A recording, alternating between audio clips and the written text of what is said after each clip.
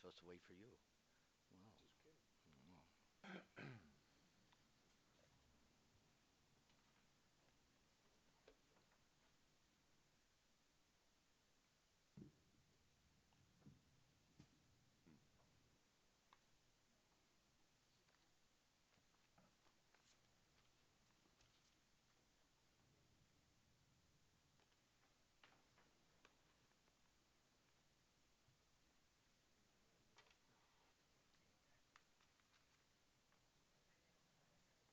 Call the roll, please. I'm here. Present. Here. Present. Here. Please stand for invocation. Councilwoman Mitchell. Oh, Heavenly Father, we thank you for our many blessings. We ask for your guidance here tonight, that you watch over our council meeting and that you guide us to make the wisest decisions, that you remind us that regardless of what's decided here at this council meeting, that above everything else we are neighbors and we all share in a common love for our beloved Miami Springs. Thank you. Amen. We'll say the pledge, right hand over your heart. I pledge allegiance to the flag of the United States of America and to the republic for which it stands, one nation, under God, indivisible, with liberty and justice for all.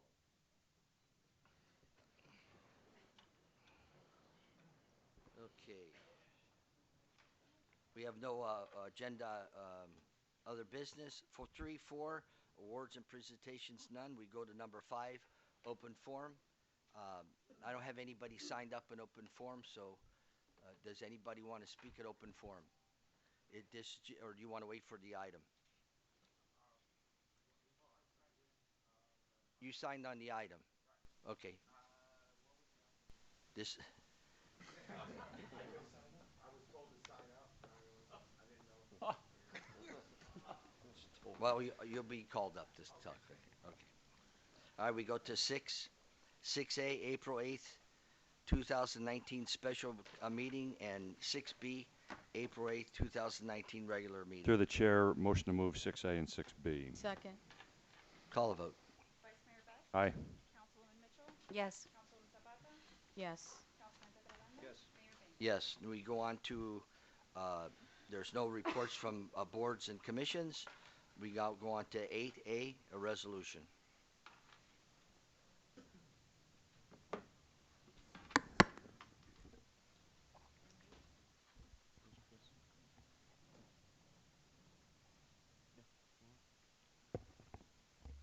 Mayor and Council, this is the application for 1 Curtis Parkway. It's a resolution, City Council, City of Miami Springs, approving or denying the site plan for 1 Curtis Parkway, providing for conditions, providing for implementation, providing for an effective date. Chris is going to provide the staff report. We'll hear from the applicant. This is a quasi-judicial matter, so anyone that's going to speak, Mayor, I think before we begin would be an opportunity, or have to have the clerk swear any witnesses in at this time. Okay, well, you want the people that are going to, all people that are going to speak, or Anyone that's going to speak on the item. anybody's going to speak on the item? Do you want me? No, all together. Okay, you want me to have them stand up if they're going to speak again? Please. If you're going to speak on this item, please stand up, and you got to be sworn in. Please raise your right hand. Do you swear that the testimony you're about to give is the truth, the whole truth? Yes, I do. Thank you. You didn't know you were going to have to do that, huh?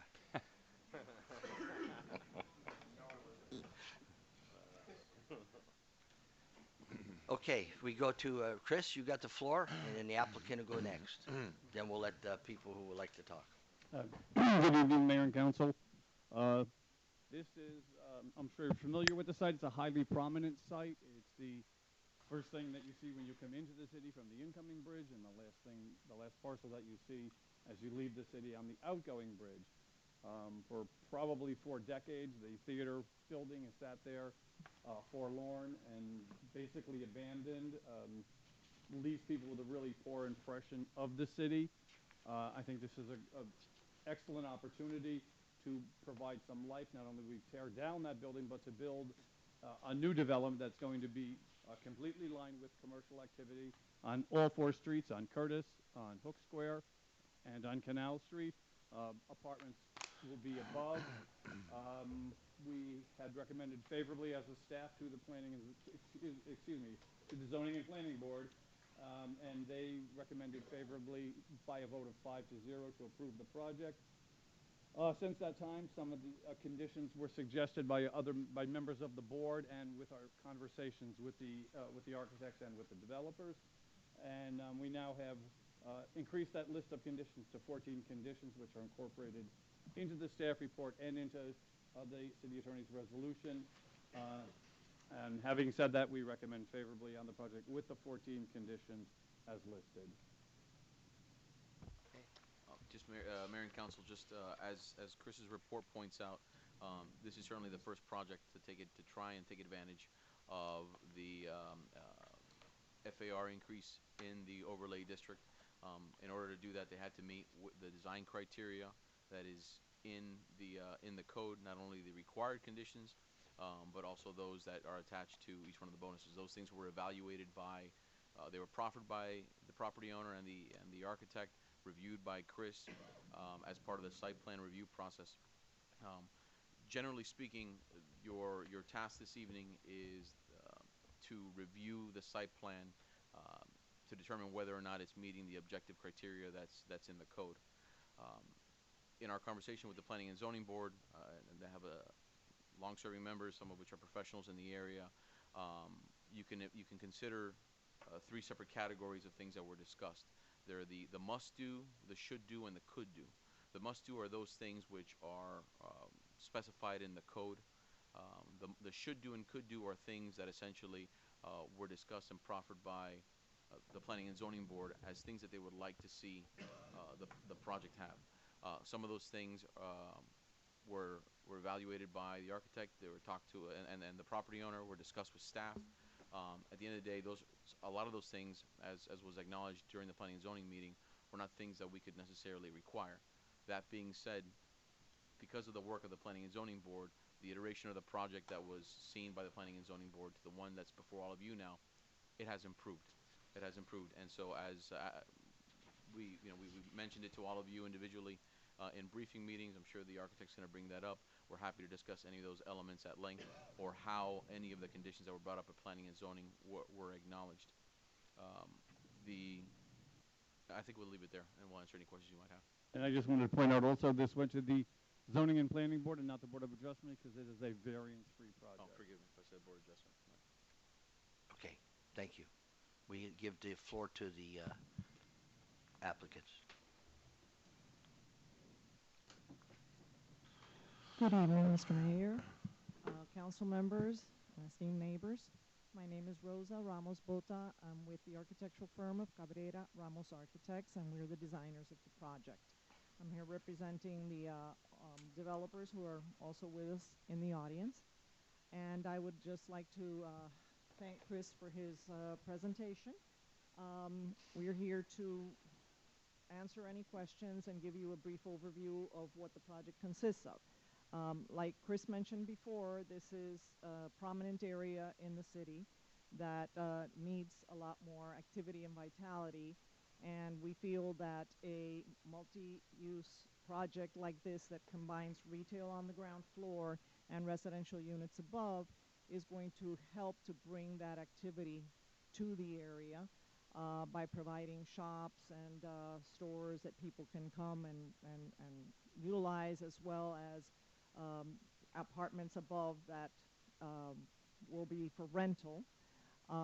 We have also incorporated a parking garage in the rear that has been designed into the short part of a U-shape, as you can see in our site plan here, that completely conceals the unsightly parking garage from the areas outside, so that essentially the only view that you have is through the alley, which is outside of our property. The parking garage is lower than the building, so that, again, it's completely concealed. We have designed the project to provide a breezeway that is 10 feet wide all along the retail area. This breezeway, unfortunately, because of flood criteria requirements, is raised 2 feet to meet flood criteria. But we have attempted to tie this in as much as possible with the sidewalk by expanding the sidewalk and creating a sawtooth design that incorporates a lot more landscaping areas and a lot more areas for you to provide seating, street furniture, and areas to meander to make this, again, a lot more active, integral part of the community. The shot that you see here is illustrating the sidewalk with the boardwalk above. And as you can see, it's not a very large difference between the two, only the minimal necessary to meet the flood criteria. The project contains 1 floor of retail and 2 stories of apartments. The apartments are 2 bedroom and 3 bedrooms. The average size is over 900 feet, and they basically all comply with all of the zoning regulations.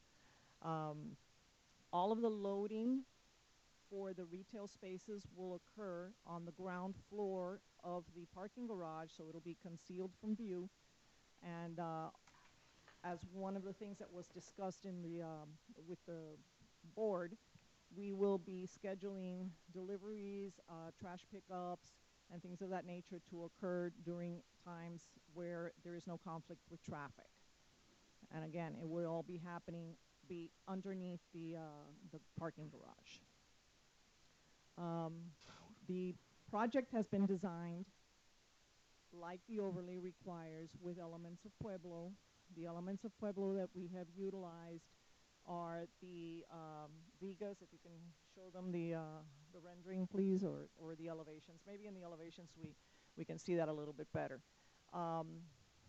We have, going back to the other one, the prior one. Yeah, I'm sorry.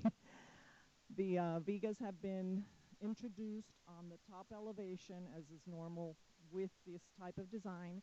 But since the last meeting, listening to what the neighbors want, we have increased the elements, and we have provided some wood trellised areas that are lower down on the pointer there, closer to the stairs that have access where the darker rust color occurs, so that it's something that actually gets experienced at the pedestrian level instead of just being, you know, an element on top of the building. And that occurs in 3 different locations along here.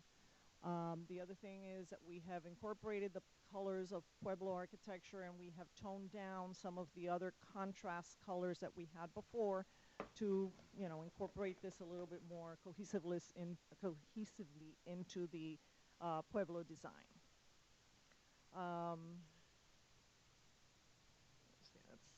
That's it. Yeah.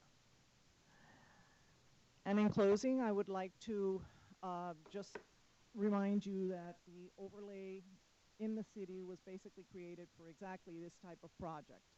And that's why our developers are here trying to get your approval to bring something that's going to be presented first to the residents of Miami Springs, to bring the neighbors, businesses here, to bring maybe some empty nesters or some startup young professionals into the area before they have an opportunity to buy a single family home.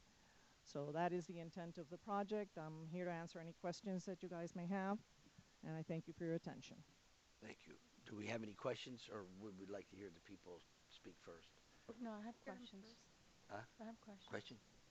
Okay, so I just have a few questions, and some of these stem from when we actually created like the overlay and talked about, you know, the changes. So you mentioned young professionals, and that was something that we thought, you know, would be nice to attract to the area.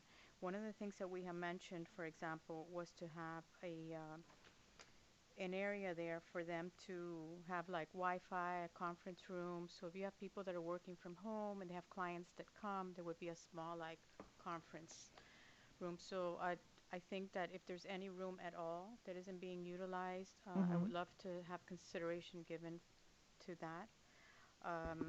The units all have washers and dryers, correct? The units do have washers and dryers. And there is a workout room for There is a workout room on the second floor that will be fully equipped with treadmills, weights, and mirrors, and the full. We had Okay. also discussed the developer possibly paying some of the impact fees to the county that are required from our district, for the county. And we had also talked about the traffic study to include intersections off of Okeechobee, Hialeah Drive, and East First. So I'm questioning whether those things occurred, have they been considered? I'll take the first part. Once they go for building permit, any impact, there'll be review, and then any impact fees due at the time will be payable at the building permit. Insofar as the traffic, William, want to go ahead and answer that? Yeah, as far as the traffic study, we've been in contact with the county, and they have informed us that they're in the process of, they're going to restripe the circle. They can't do it probably till October when Water and Sewer finishes their work. But they are also working on synchronization of the 3 lights, the one by the cleaners, the one by the bridge, and the one in Hialeah. That's going on right now. But in the future, probably October, November, they will be restriping the circle, making it into 2 lanes, adding some painted medians and all that in order to act as a traffic calming solution. And it's also to facilitate the crosswalk or crosswalks that have been discussed on council and that were brought forward by the folks The that 2 won the Public ladies, Space Jen Challenge. Gonzalez and Maria Font. So in order to accommodate some of those crosswalks, the county realized that there's just way too much asphalt on the circle. So essentially it's going to serve as both a way to access more pedestrian activity on the circle itself and also serve as traffic calming for the entire area. So I also noticed that on Canal Street, the parking is now going to be like angle parking. That should serve for calming of traffic as well, correct? And that also gives us an opportunity to expand more landscaping and gives us an area for a lot more canopy trees, which you'll see a little bit later, I think, in the landscaping plan. You have that one there? But Councilwoman, to your point, on the south side of Canal Street, it went from parallel parking to angle parking. In order to achieve a larger sidewalk on the south side, they essentially shrunk the amount of right-of-way, or sort of moved it north, but also shrunk the amount of right-of-way. When you do that and landscape it, all that goes to, and provide bulb outs, it all serves to go towards the traffic calming, which is part of the right-of-way and other traffic calming improvement category that's in the ordinance for the FAR increase. So right now we have one crosswalk in the corner there where Starbucks is. Will there be an additional crosswalk like that? There's a, I mean, are believe there there's a plans for that? crosswalk right there. There's- Yeah, right, that's that will remain. and then one going north. Right. Northish. Okay, so that should also serve for Mhm. traffic calming as well. Okay, thank you. You're welcome. Anybody else? I do have some questions, Mayor. Thank you for the presentation. You're It's, very nice, and the building is attractive, even though we like the Pueblo Mission style. You have incorporated some more Pueblo Mission aspects, and I appreciate that. But in the last photo that you showed here, I didn't see the Pueblo Mission in that. That's the original. Maybe we can Go show back the a little bit. rendering. I know the you showed sidewalk the other one, but rendering. in these that you're showing, go back to just the very last slides that you showed us. Okay, in this is the original renderings. Well, it's been slightly modified. This one is basically just an aerial view that doesn't really show the elements from what you're going to be experiencing at pedestrian level. But if we can look at the other one that shows the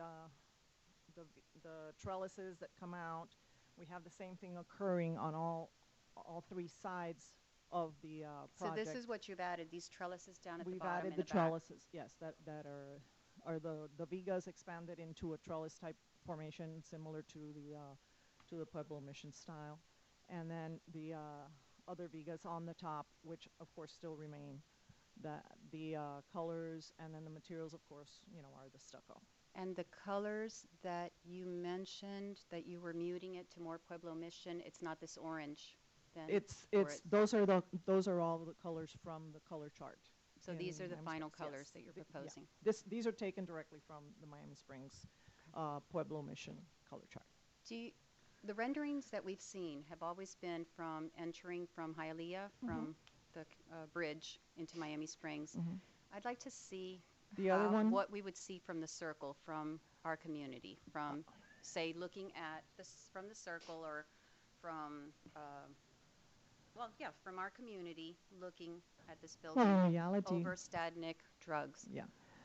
Over Stadnick Drugs? Well, what we would don't have see, that, because yeah. your 3 stories, Stadnick is 2, so what would be the view for the majority of residents in Miami Springs when we look at the development? Yeah, that, since it really isn't a view of the building, that was not one of the shots that we did.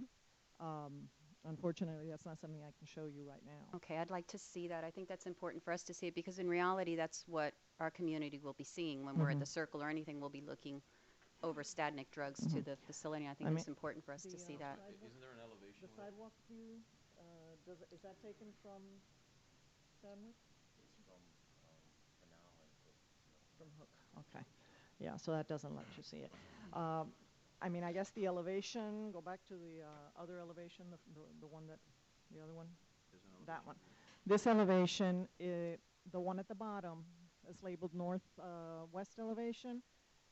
The area that's hatched is the Stanwick building. So that's effectively the first thing that you're going to be seeing from the Stanwick. That gives you a relationship between the two as far as heights. So there isn't that much differential between the existing building height and this. I mean, it's not it's not towering over the existing. Well, it's an additional story. It is an additional story, correct. So, but what, Stadnick has the parapet, whatever you Parapet. want to call it, Yeah. it has that up there. Mm-hmm. It's not square. right, but we would be looking at the garage, No, I no, believe, no, no? no. Okay. I mean, the garage, you'll see a slight part of it over the Stanwick building, but only from very far away. As you're standing in front of the existing buildings there, you're not going to really see the garage. Okay, I guess what I'm saying, I'm not saying standing at the Stadnick and looking up.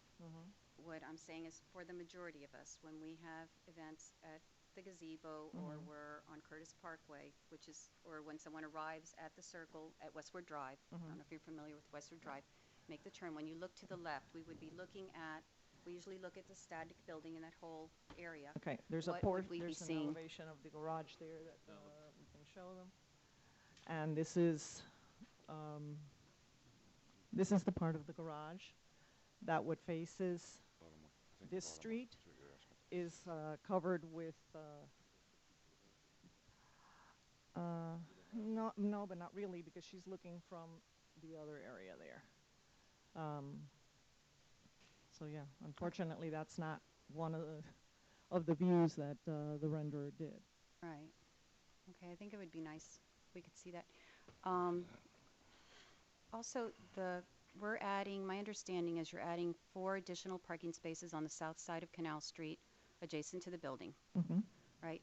But we are losing the parking spaces, and William, correct me if I'm wrong, or Dan, were you losing the parking spaces behind, the Ray's Taekwondo, the bookstore, and all that whole easement of all those spaces there?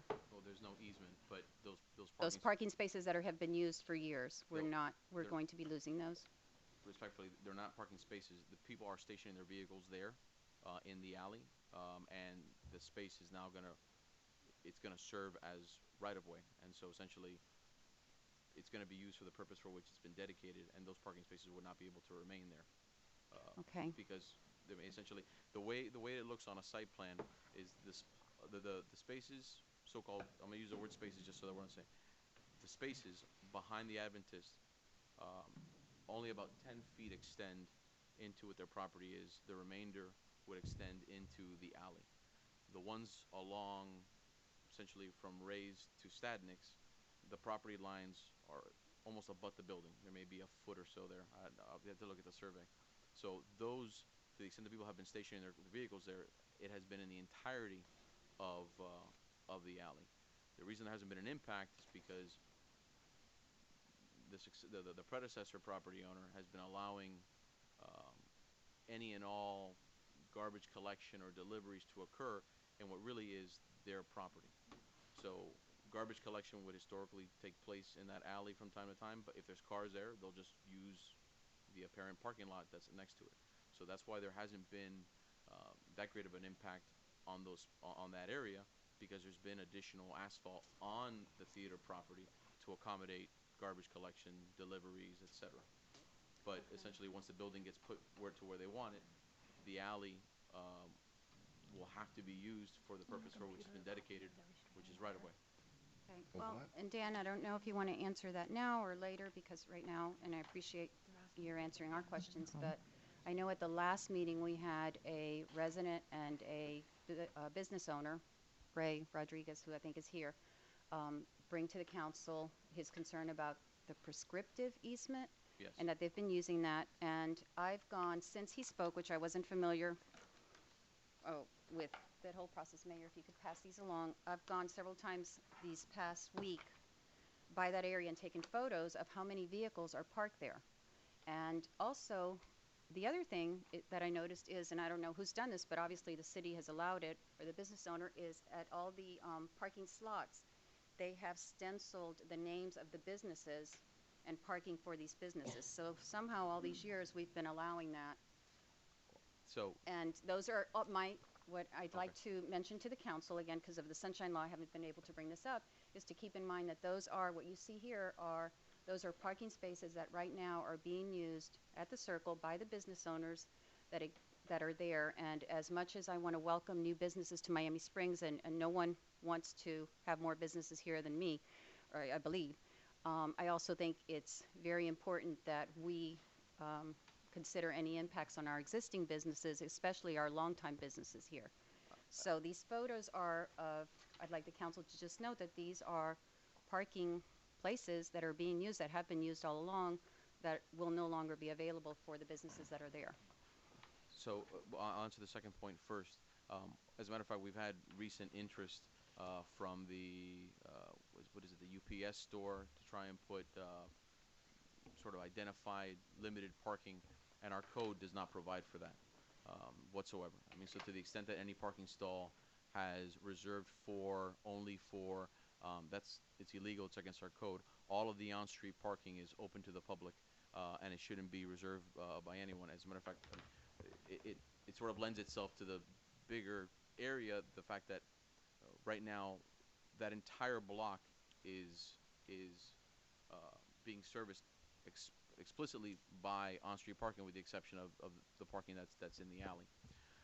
So while it's occurring, it's something that it's come up to the attention, as a matter of fact, because of the UPS store, and it's something that we now have to, we've had a couple other inquiries from businesses wanting to have reserved parking. The answer's been no for people making the request, and now we have to go and check to see who's been actually doing that, because it can't be reserved. Okay, and I guess my point that I'd like to make, and again, I'm doing this to council because, as you know, at the last meeting, I requested a workshop so we could discuss, because I don't think the council has had a chance to discuss our concerns, and I would certainly like to hear the council's viewpoints, my co-members' viewpoints on some of these issues.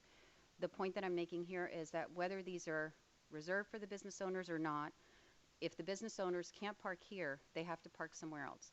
So these are parking spaces that have been in use for as long as I've been in the Springs, for 30-something years, for people using the businesses around the Circle and Curtis Parkway and this whole area. And if we eliminate that, that impacts the public parking that we're talking about, that we're allocating to the new development. As to the first point of the term that being used by the prescriptive easement, well, first I'll start off by saying that it's not applicable to municipal municipal property. It's a general rule that adverse possession, or its cousin, prescriptive easement, adverse possession essentially is a hostile takeover of somebody else's property in terms of ownership.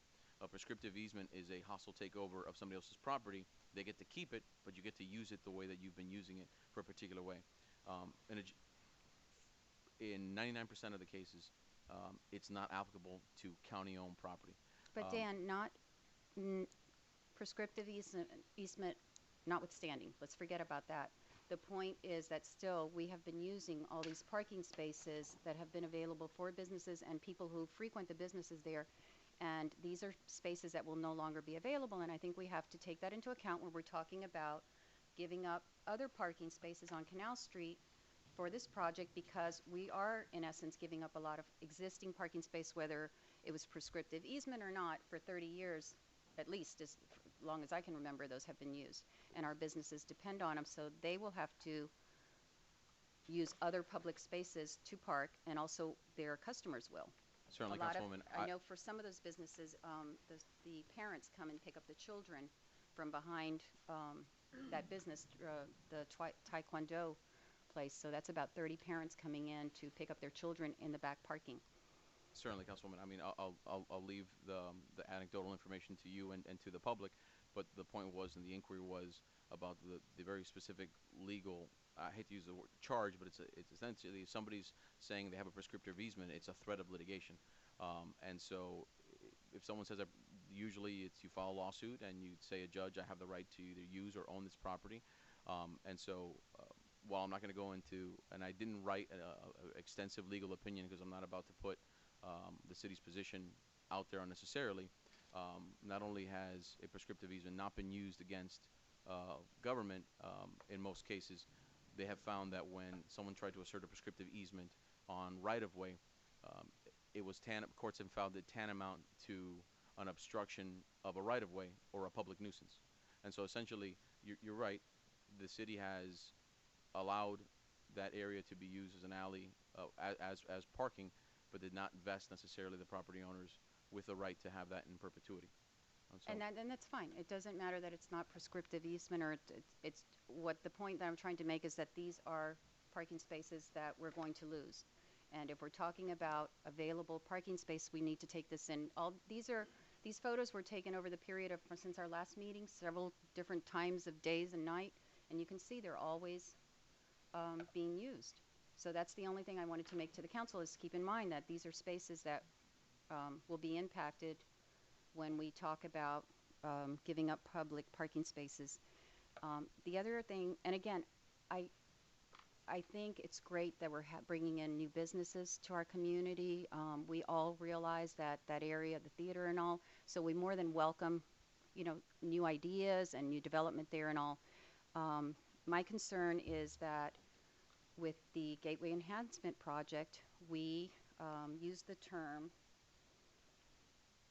creative excellence elements, and we agreed that we would allow an increase in the FAR up to 1.7 for creative excellence elements. If not, you can still build on your property. There's nothing limiting you from building on your property with the FAR that was 1.0.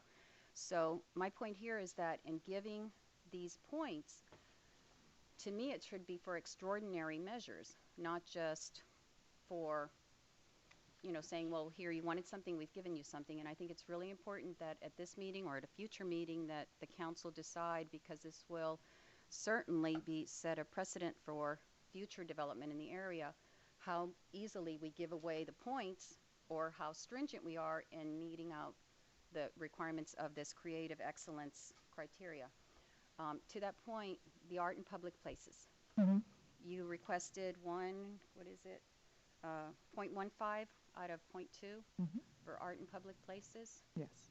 Is that the art in public places that The you art in have on public the? places is going to be a sculpture that's going to Could be you show in us the public property. the one that? Yeah, Council, this is not the art. We're not the artists. This is a placeholder just to demonstrate that there is going to be an art piece there, but this is not what the art piece is going to look like. Okay. Council, the condition on the for site plan is that it's got to have to go through a process overseen by the city. Both the applicant and Chris have discussed essentially a call to artists. That call to artists would work in concert with council to create design criteria, design parameters, much like was done at the community center. The only difference is that was essentially a public building, which by county code requires a certain amount of art in public places. But nevertheless, as opposed to just coming forward with an art piece, the applicant has proffered a call to artists that would allow for feedback and a more extensive process as to what that's going to be. But we don't know that yet. No, that's still to be determined. So What we have is a value. We have a value which is We 0.5% have a value. of the So project. if we were to vote on this tonight, we would be saying, in essence, correct me if I'm wrong, we are giving you what is it, 1.5 out of point 2. 0.15 out of point 0.15, 2 right. points without agreeing on Well, what it is or what it will be. essentially what we're saying, so this is an entitlement on the property to be able to move forward on finalizing the design and submit for building permit. All of the conditions have to be addressed before the issuance of a building permit. And so essentially, if the art in public places is one of those things that has to be addressed, it's not an unfettered approval that we promise to bring forth art at some point. It's got to be a process that's got to be signed off, and Chris has to sign off as a zoning administrator on building permits. So all these things, Chris will, if they submit a building permit, Chris will then come back and review all the criteria that's been approved and check off a bunch of boxes. And if one of them doesn't get checked off, building doesn't get the approval necessary to issue the building permit. And this would be a significant element of it. Okay. Mayor, I have more questions, but I'd like to hear from other council member and the public. Anybody else? Have any? You want to wait? Councilman Best? I'm fine with what I'm hearing. Okay, we'll open it up. We have Michael. You could come up. I got people that have signed up after that. I called them up. Whoever was sworn in and wants to speak is welcome to come up. Michael Gavilla, 684 Morningside Drive. I'm in favor of the project. I think it will bring wonderful here in Miami Springs. And don't forget, Glenn Curtis is a developer. Thank you. We have Robert, what is that? Lozada.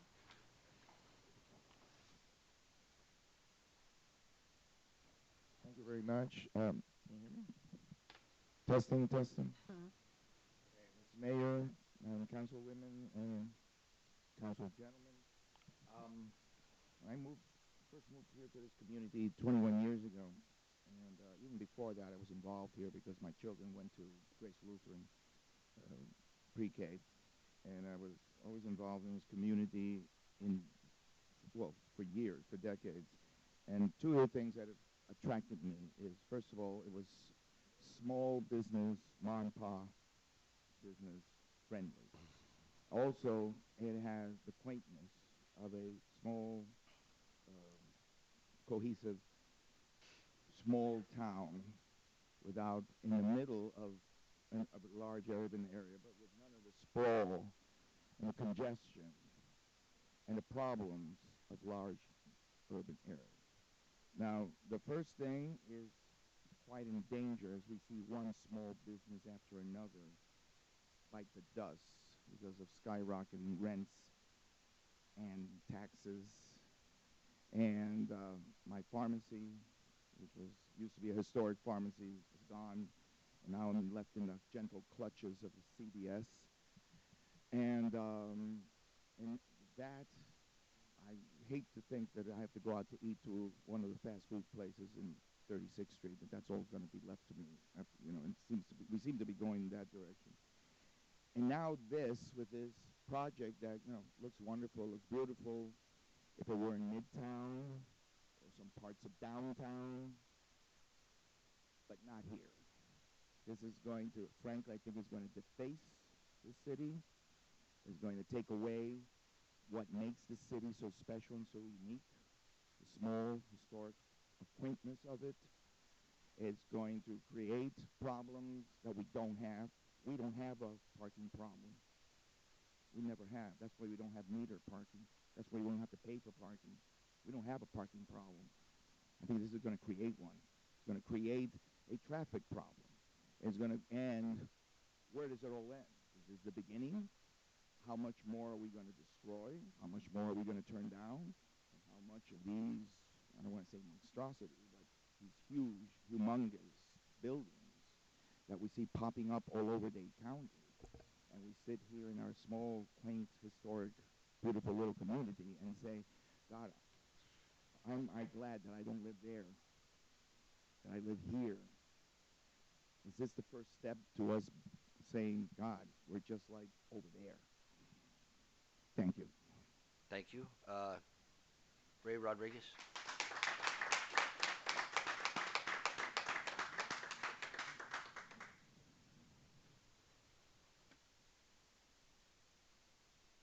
Hello, Mr. Mayor, council members. My name is Ray Rodriguez. I live at 1255 Starling Avenue, and I've owned and operated my own business here in Miami Springs on 81 Curtis Parkway for 33 years. I grew up here, lived here for 44 years, moved here from Ohio when I was 10. I want change. We need something on the circle. It looks terrible. All our business. Westward Drive looks terrible. I've done business here for 33 years. It has been very, very difficult.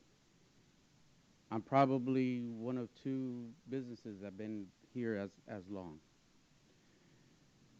And the obstacles our businesses face is parking. This gentleman says we don't have a parking problem. Come to the circle. There's a parking problem. Traffic is another issue. People go by, they're not going to stop. And then the other problem is that our local residents don't support the businesses. But I feel that this is been very short-sighted here. Because if you're going to do something, do it right. If you're going to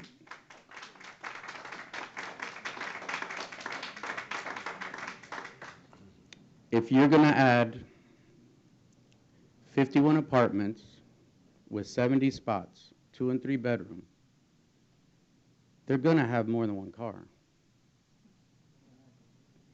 If they have 2 cars, you're talking about 102 spots, 102 cars for 70 spots. From what I understand, there's 15 or 17 retail stores and 28 spots on the ground floor for them. But that's not even 2 spots per business. Where are the 32 people that need spots going to park? On the ground floor. So where are those business people going to have to park? On the street. What about visitors? So when I hear, and I'm not going to argue, I'm no expert, but that the parking study determined there's plenty of off-site parking. And I mentioned this the last meeting. I don't know where that off-site parking is. Because behind Westward Drive, behind the post office, that's 3/4 police. Canal Street during the day is packed, halfway, at least. So I don't know where these people are going to park. We need to come up with a solution. The business district has needed this for a long time. That's the problem. My fear is they're going to do this. I'm not against that. And it's going to fail. Because there's going to be no parking. Traffic is going to be an issue. Then I cringed when I heard they want to eliminate the circle and take away a lane from the circle and make it 2 lanes. My goodness, that's how I get around the circle. I use the inside lane. I take the inside lane because the other 2 are backed up. They go way back. So now that's going to create a parking traffic problem for Miami Springs residents, not for the people using the apartments or the retail. I'm no lawyer, and Mr. Espino, maybe you can clear it up, but from what I looked into, the prescriptive easement is something that I'm not the owner of the building. I'm not pursuing anything. But under the 5 criteria that I saw online, it meets every one of them. And it's not against the city, it's against the property owners. Because from what I understand, it's not the municipality that owns that, it's the building that owns that parking lot. So I don't know how that works. But I would strongly encourage you guys to think about it. Think about pedestrian traffic and walkway. I don't see how that's going to help the flow of traffic. It's, somebody crossing in front of Starbucks, then it gets backed up down over the bridge. Thank you. Thank you, sir. Thank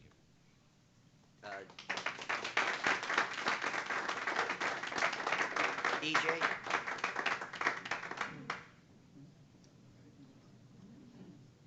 Thank you. I've lived here in the area approximately 10 years. My family's lived here for over 50. I've got 5 kids that go to Blessed Trinity right down the street here, another 2 not too far from here going to Columbus. My kids spend a lot of time at the Circle, a lot of time at the rec center, a lot of time in the community in general. I think the points that Ray raised just now, and I hear a number of people clapping, are valid points. However, the spot today is an eyesore. It looks bad. It's looked bad for a long time. The area needs a facelift. There's no question about it. I think we should figure out the issues that the folks are raising here to come to some sort of agreement that works the best it can. Parking is going to be an issue. There is a little bit of an issue here. There's no question about it. How do you work through it? And let's move forward with something that looks nice.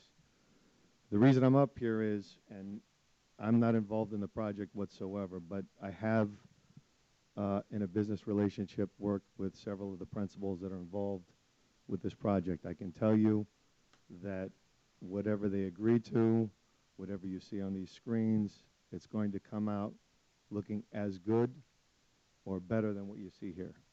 I have yet to see anything that these folks have touched that isn't anything but first class. And so, again, I have no interest in the project, but I do have an interest in the folks that are involved in the project because I live in the area and I want to know that these folks are truly serious about making it look the way we see it does on the screen, and these folks, in my opinion, are going to be able to do that. And again, I've worked with them. I've seen stuff that they do, and again, I've been involved in other projects with them outside of this one. Not this one in particular, but other ones, and they're done first class.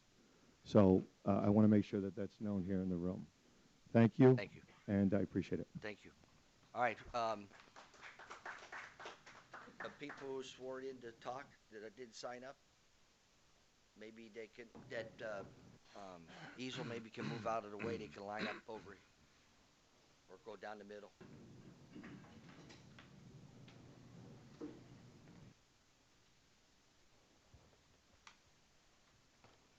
Hello, Council. My name is Jovan Rojas. I'm a resident of Miami Springs. I think a lot of people are afraid that the city's going to lose its charm because of a building, but building doesn't give the city its charm, it's the people. I mean, I want to remind everybody that this city is almost 100 years old, or probably already more. The Circle needs a facelift. I mean, this is amazing for the city. This is amazing for our kids. This is amazing for our future. A lot of people complain whether we're going to build a rec center. My kids love going there, and it's super modern. There's a modern building right across the street, the Apple Center. It looks good. And I just want to say that I totally support this project. I think it's going to bring a lot of lift to the Circle. It's going to help the businesses.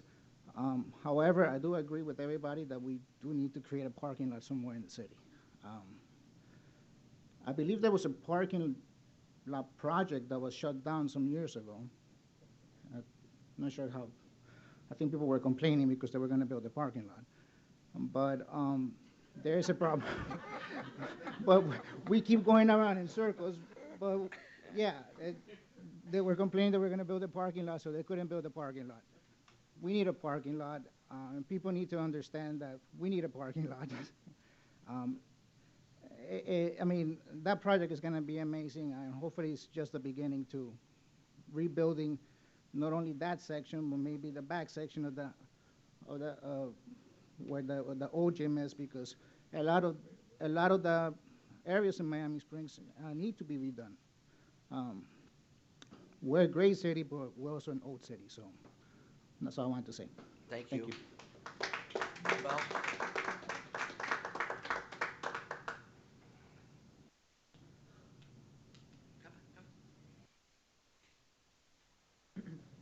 Good evening, Mayor. Good evening, move that mic down for Council. yourself. I just wanted to say, just hold it, hold it. Okay. As a business owner here in the Springs and as a resident, totally looking forward to this beautiful project. It's going to enhance the entrance of our city, and I think it's going to help all the business owners here in Miami Springs, and I'm totally looking forward for this project to start. Thank you. Next. Next, David. Yeah. Do you swear yourself in? I haven't. Okay, she'll swear you in. Raise your right hand. Do you swear that the testimony you're about to give is the whole truth? Yes. Thank you. Thank you. My name is Fausto Dellagrana. I've been living here for 52 years. You coached on my team. I've done theater with you. I knew Ray when he moved here when he was 10 years old. I agree with a lot of the things that have been said here, but I think timing is very important. It's a very beautiful place. So is the pool, but I think that happened a heck of a lot too quickly. Not enough people were able to go ahead and give their voice as to what would be best for this community. It happened.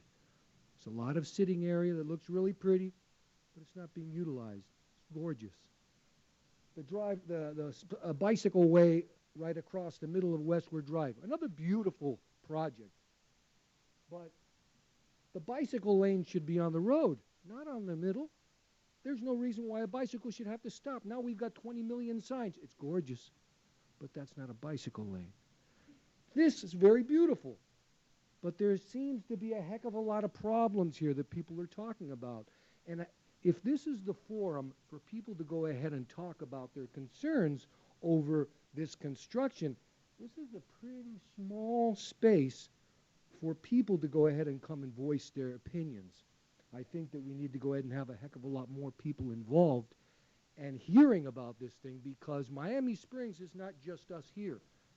It's a big community out there, and all of us are going to be affected by this beautiful project, just like the pool, just like the bicycle lanes. It's my community. I like it that it's small. I like it that it's old. That's what makes it a gem. There aren't any other cities in Miami this way. We are barricaded by the airport, by the railroad, and by the river. If people come here, it's because they live here. I understand that we want businesses, but businesses that need to open here are the ones that feed us, not the ones that feed everybody else coming from the outside. I think the charm of this place is that it's small, and that I know you, and I know you. That's what makes this place a charm. So I would say, let's bring more people in so that we can go ahead and have better conversations, and that everybody knows how they're going to be affected by this. That's just my opinion. Thank you. Anybody else?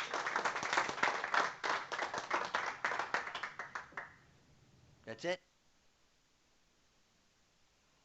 I need to be sworn.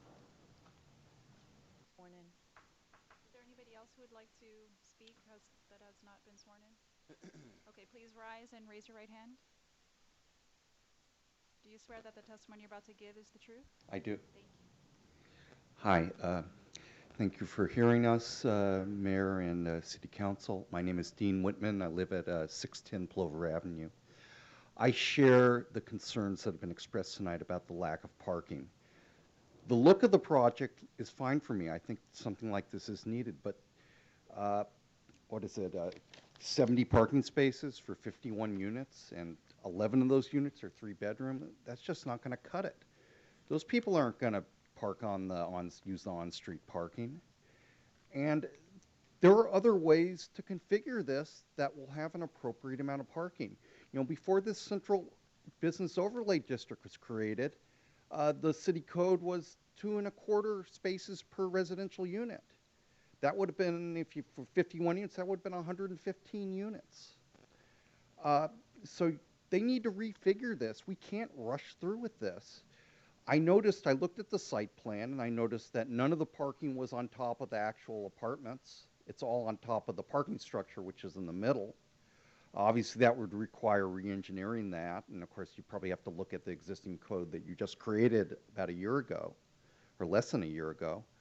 The parking structure itself could have another floor on the top of that. You know, the height of parking floors is not the same as residential or retail floors. can get more parking levels in the same height. Now, whether that goes up to the 40-foot limit, that's something for the architects and engineers to look at. But the way it is right now, this is the first implementation of this new district that you've created. You know, and maybe that needs to be tweaked to make a project like this workable where you don't have to cut so many corners. So thank you. Thank you.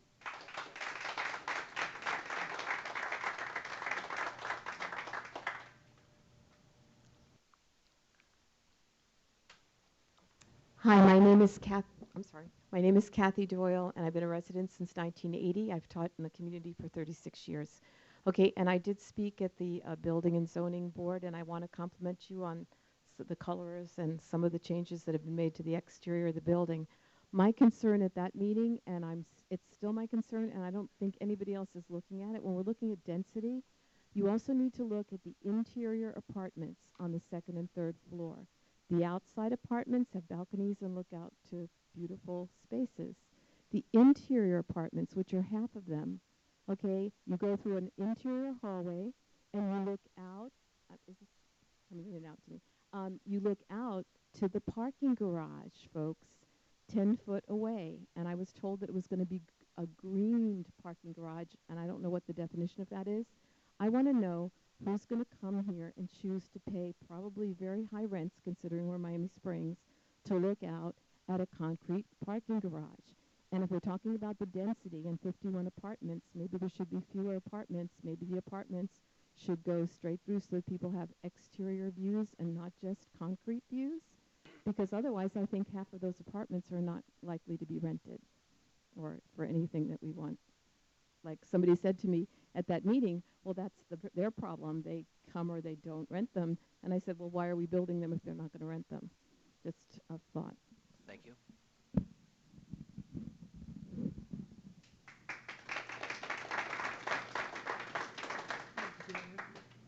Anybody else?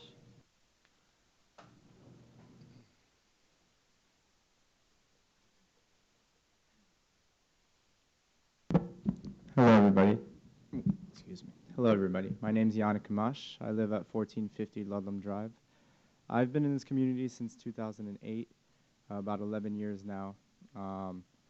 Since I've moved in here, all of the businesses that have been along that area have kind of been not full of business. As Ray said, he's had trouble keeping business because of the look of the area, or I'm sorry, not keeping business, but it has affected his business in a negative way. I am a small business owner as well. I have a business in an area that could use a facelift as well. So I do understand that this would definitely benefit all of the businesses there if they choose to remain in business there.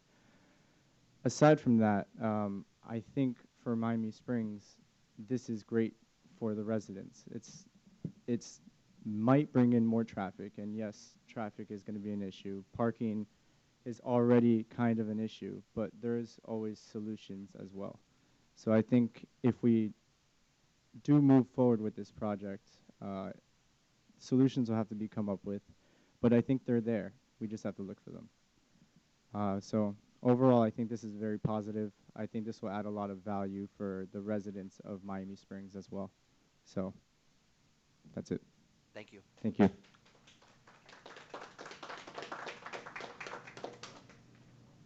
The gentleman in the back keeps raising his hand but doesn't get up. Yeah, you want to come? You want to speak? I do.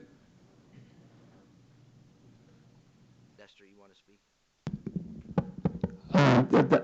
Whoa. I'm Dennis Kane from South Drive. If you look at this architect's rendering, it's a little bit deceiving.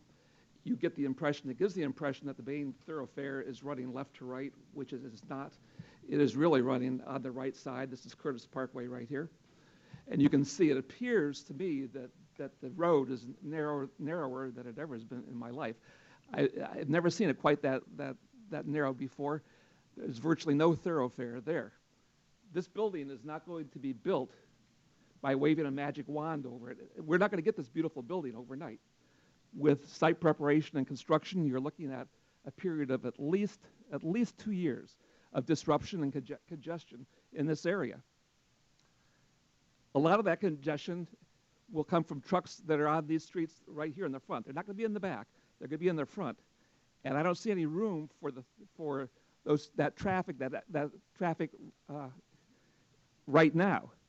We need to be prepared if we grant a go-ahead on this construction to be able, is the city going to be able to endure this kind of traffic for a period of 2 years at a minimum? That's all I have to say. Thank you.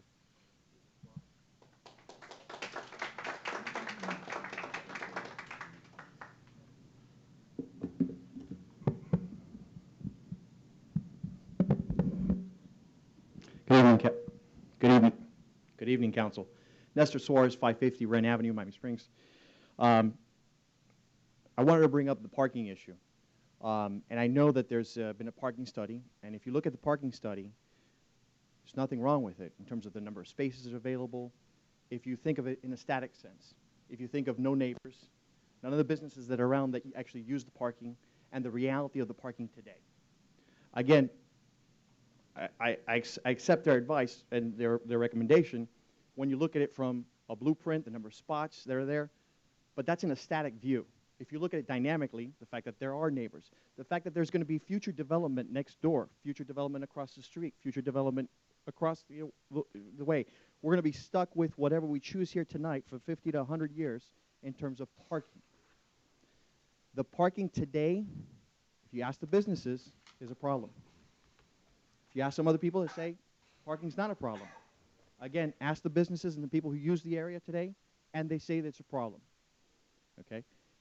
Adding 51 apartments with 70 residential parking spots does not make any sense. 51 apartments with 2 and 3 bedroom units are going to need at least 100 plus spots for those apartments. This garage has like 90 plus parking spots in total. The first floor designated for retail. You got 15 units there. They need at least 3 parking spaces for each retail unit. Again, the parking plan, if you think of it from the parking experts, looking at it in a static view, that there's no, not accounting for realities of what we see today. I mean, you guys, I don't have to explain to you. You guys go during the day, you see how much parking space is used, how much parking space is available. Again, assuming now you're not going to have the parking behind the theater that people use today. The parking behind Ray's is going away. Those people now have to just park elsewhere. So just in that alone, there's going to be a restriction to the existing businesses. Okay? So those businesses are basically getting penalized by this construction in terms of their existing parking and where their customers are accustomed to using parking. So the parking issue is a problem. And frankly, this development either needs more parking made available to it or less residential units so that the parking can balance itself properly and set an example for all the other developments following this. Because this is the first one coming. There's more coming after this. Thank you.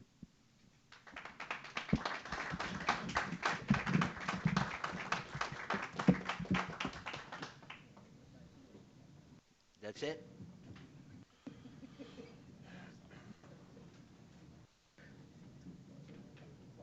Did you swear in?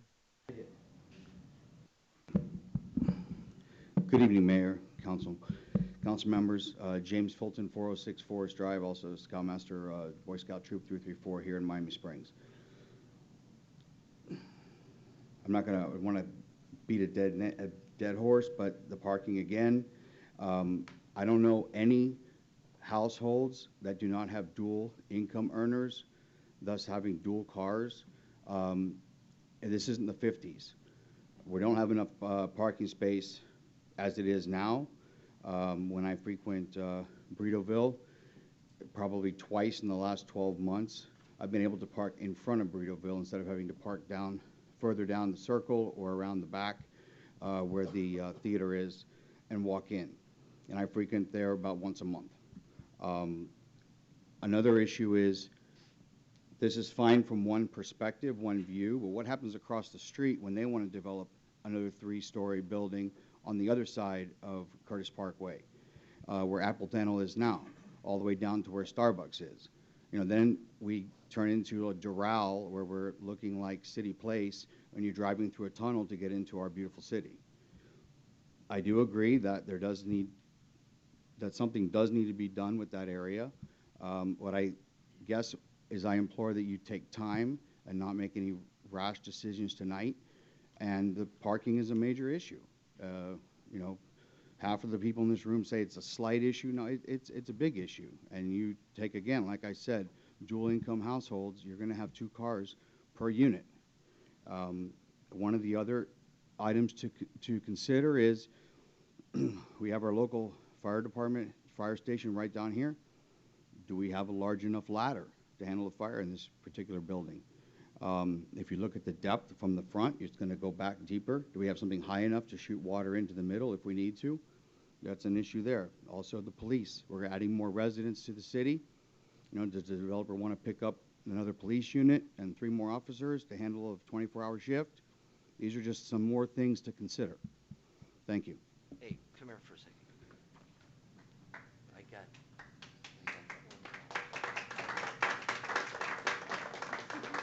Thank you. Get rid of them. Anybody else?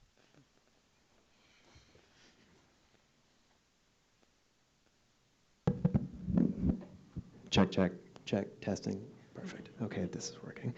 Hi, my name is Andrew McLeese. I'm a longtime resident here. My family's been here for 50 some odd years. How's your dad? Unfortunately, he passed away. Oh, Yeah, yeah. So he was a really loved person in Miami Springs too, and I just want to channel his spirit when I'm turning to the gentleman in the back who brought up that we should probably be speaking to more people in the city about this. In that, you know, in my capacity, in my work, I work in marketing in the arts, and one of the things that we're always discussing is this idea of human-centered design, which very simply is, you know, it's a design methodology where we're keeping the user in the center. We're always thinking about what people want, what people need, how people can benefit from the things that we offer them, right? So the first phase would be the looking stage, where we're constantly looking for information toward, you know, that'll guide us in creating a product. The next one would be the prototyping phase, where we create something, which I'm seeing today. Trouble is that I'm not really getting the impression that we've given ourselves a looking phase, where we've reached out to the people of Miami Springs to ask them what they want, what they find, what they want, what they see as a priority, what they want in their city, the change they want to see and experience. I'm not change adverse. I actually love it. I love working in the Miami Design District where it seems like something's coming up new every day. But I don't feel as though that's befitting the character of Miami Springs, something that a lot of people value, you know, in the quiet and in just knowing their neighbors. So I ask you to consider, who are we doing this for? And if we're doing it for the citizens or the people living in Miami Springs, then perhaps you might require a little bit more input from the people living here. If we're doing it for people who don't live in the Springs, who are just here to throw money at business, then it's a completely different story. I mean, you can vote on it tonight and just pass it unequivocally, right? I mean, that seems to be what it is. If we want new people here, what do we value? How do we want to put our best foot forward? What do we stand for as a city? I think the people who live in the city will best be able to answer that question, and I think maybe focus groups, surveys, something that will, I don't know, best be able to get answers out of everybody and contribute toward, you know, grand development, you know, of Miami Springs. And that's pretty much all I have to say. Thank you very much. Thank you.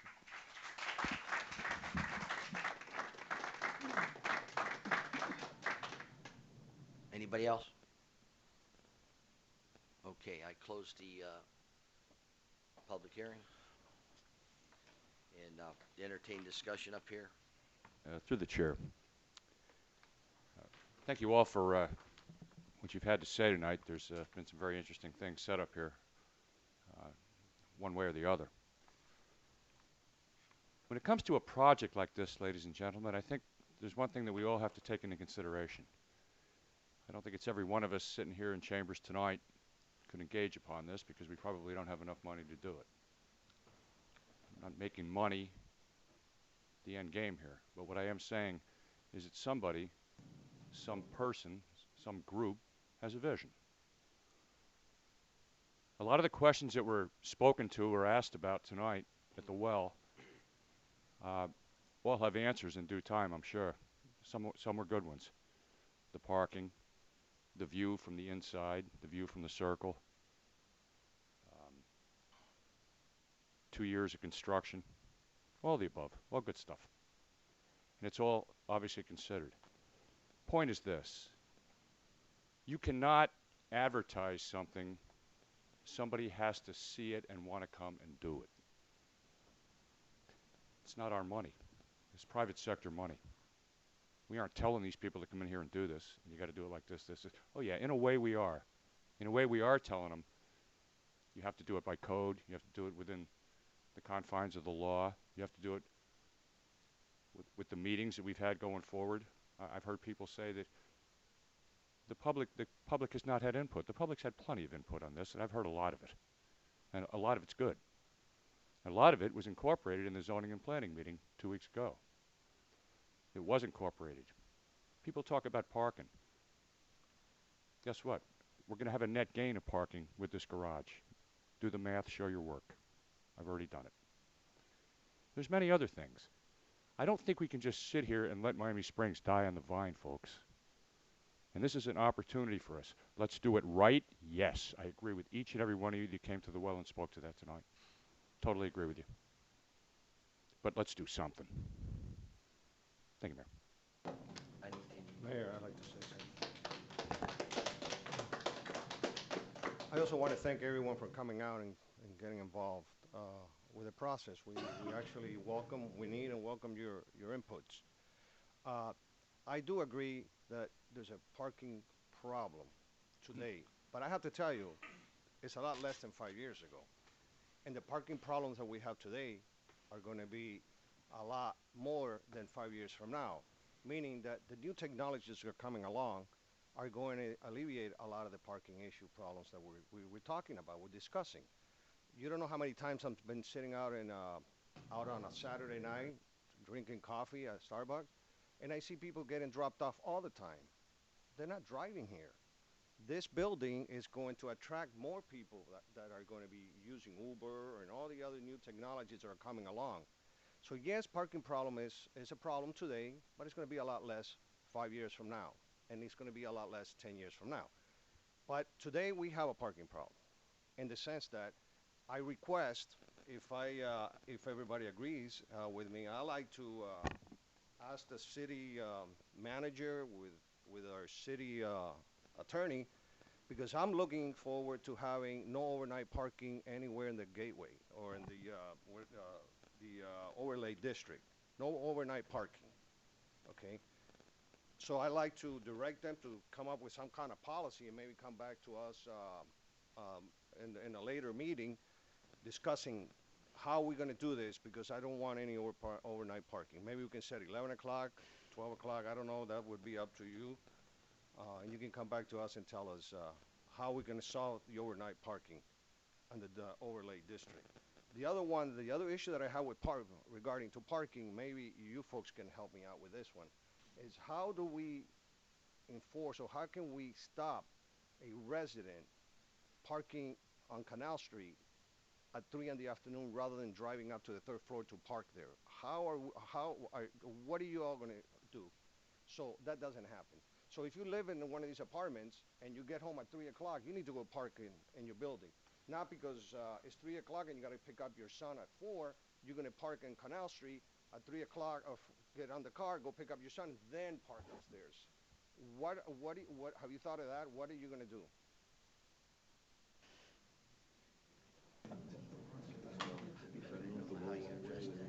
Councilman, I mean, so when we talk about on-street parking, it's really a City of Miami Springs issue.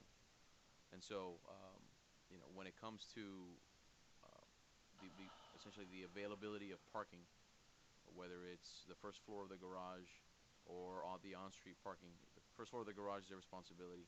My point was that it's available to everyone on a first come, first served basis. I think that what you requested the council to look at or for us to evaluate is how do you stop a major detraction from happening on an ongoing basis, which is the overnight. Somebody goes to stay there, maybe goes upstairs to their unit and leaves their car on the street. Certainly evaluating the parking, overnight parking is one of those things. And there's already, you sort of turn off a magnet. You make it so that residents aren't inclined to parking on the street. I think that the intent of the project, as was explained to Chris, to me, to everybody that we've had the meetings, is that we want to try and have as much of the residential parking inside the garage. So not just the top 3 floors, but even the first floor. First floor is available for business and for residents, and encouraging the on-street parking, which is how it's used right now for business patrons, both resident and non-resident. So I think it's going to be an issue that we have to address. I know that in conversations with the applicant, they discussed that for employees, perhaps during daytime when the garage is not in use, making the garage accessible and giving the employees of some of these bays a decal to be able to go and park up there. That's something that could be evaluated, because at least that way you know that that's an employee's got a special decal and that you know where to trace it down and how to relocate it.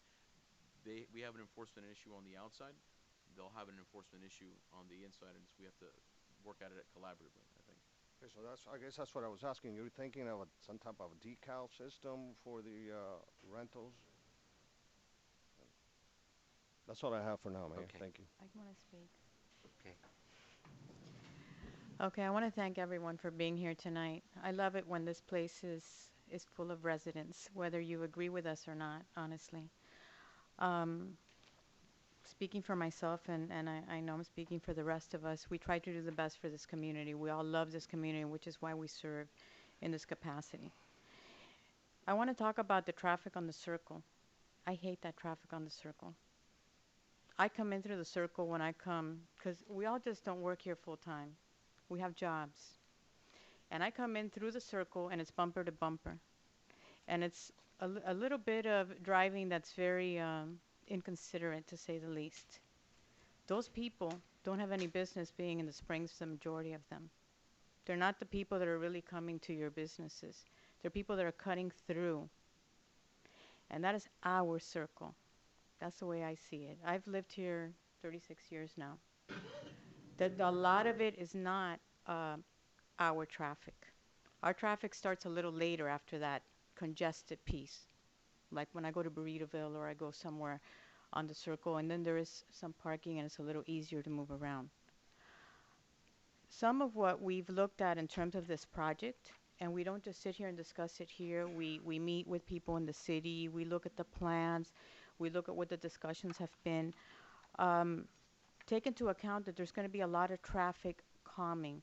And what does that mean? That those people who think it's easy to just go through here are going to be detracted from doing that. And those people that cut through here don't go to our businesses. If somebody's going to come through here on that circle, I want them to visit the businesses. I want them to spend time here. Or I want them to park maybe 2 blocks away and walk down our Westward Drive that looks horrible right now a lot of times, and go through to the actual circle and to the businesses on the other side and be our Miami Springs small town center. That's how I envision this.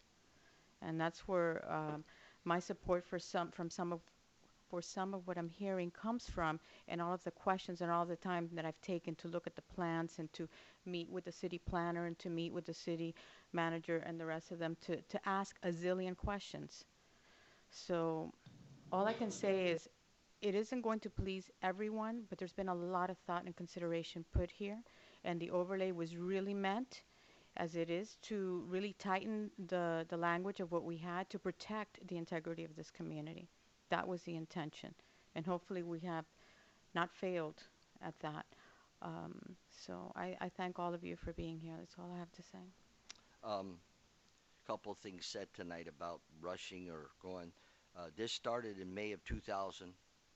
May 29th of 2018.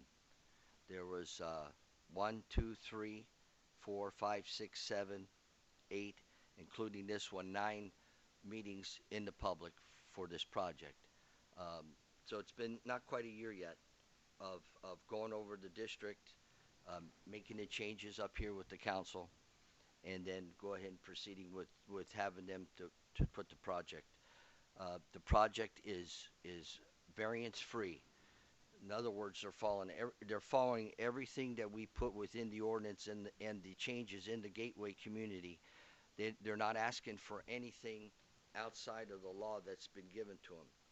So to go ahead and think about justifying how to go ahead and not approve this project is going to be very hard to do in a lot of ways in a legal standpoint. The other thing is this. I don't know if any business in Miami Springs wants to go ahead and have parking if they're busy. You know, the gentleman from the Boy Scouts, because his uniform, it sticks out to me. You know, I've been in this community since I'm 2 years old. In their heyday, they had the Hunters, Holloman's, Billy Seafood, Joe Papagallo's. Of course, what was the steak and eggs. And I mean, we were a vocal point in Dade County. There was no way that you could, and of course Piggly Wiggly was there. Piggly Wiggly allowed us to use their parking lot, which helped. But there are many times in my life that I parked at Green's Chiropractic Center to walk down to go. The whole theory of being, I don't know, Mrs. Bray told me one time, the whole theory is to park somewhere and walk and see the other establishments, to go ahead and use the other establishments to go forward. I don't think that any business wants to have be that busy that they got a parking place right in front of their business. Then they're not too busy. So that's my theory. I don't understand that part about thinking that you got to park right in front of the place that you're going to go ahead and what's the word? Patronize. I just wanted it clear that, you know, the gentleman that came up here that knows Bobby and me and the baseball and everything, that this has been 9 meetings, people to come and talk and speak about it. It's not like a rush job and everything. That's my point of view. I'll leave it to anybody else has anything else to say. Mayor? Sure.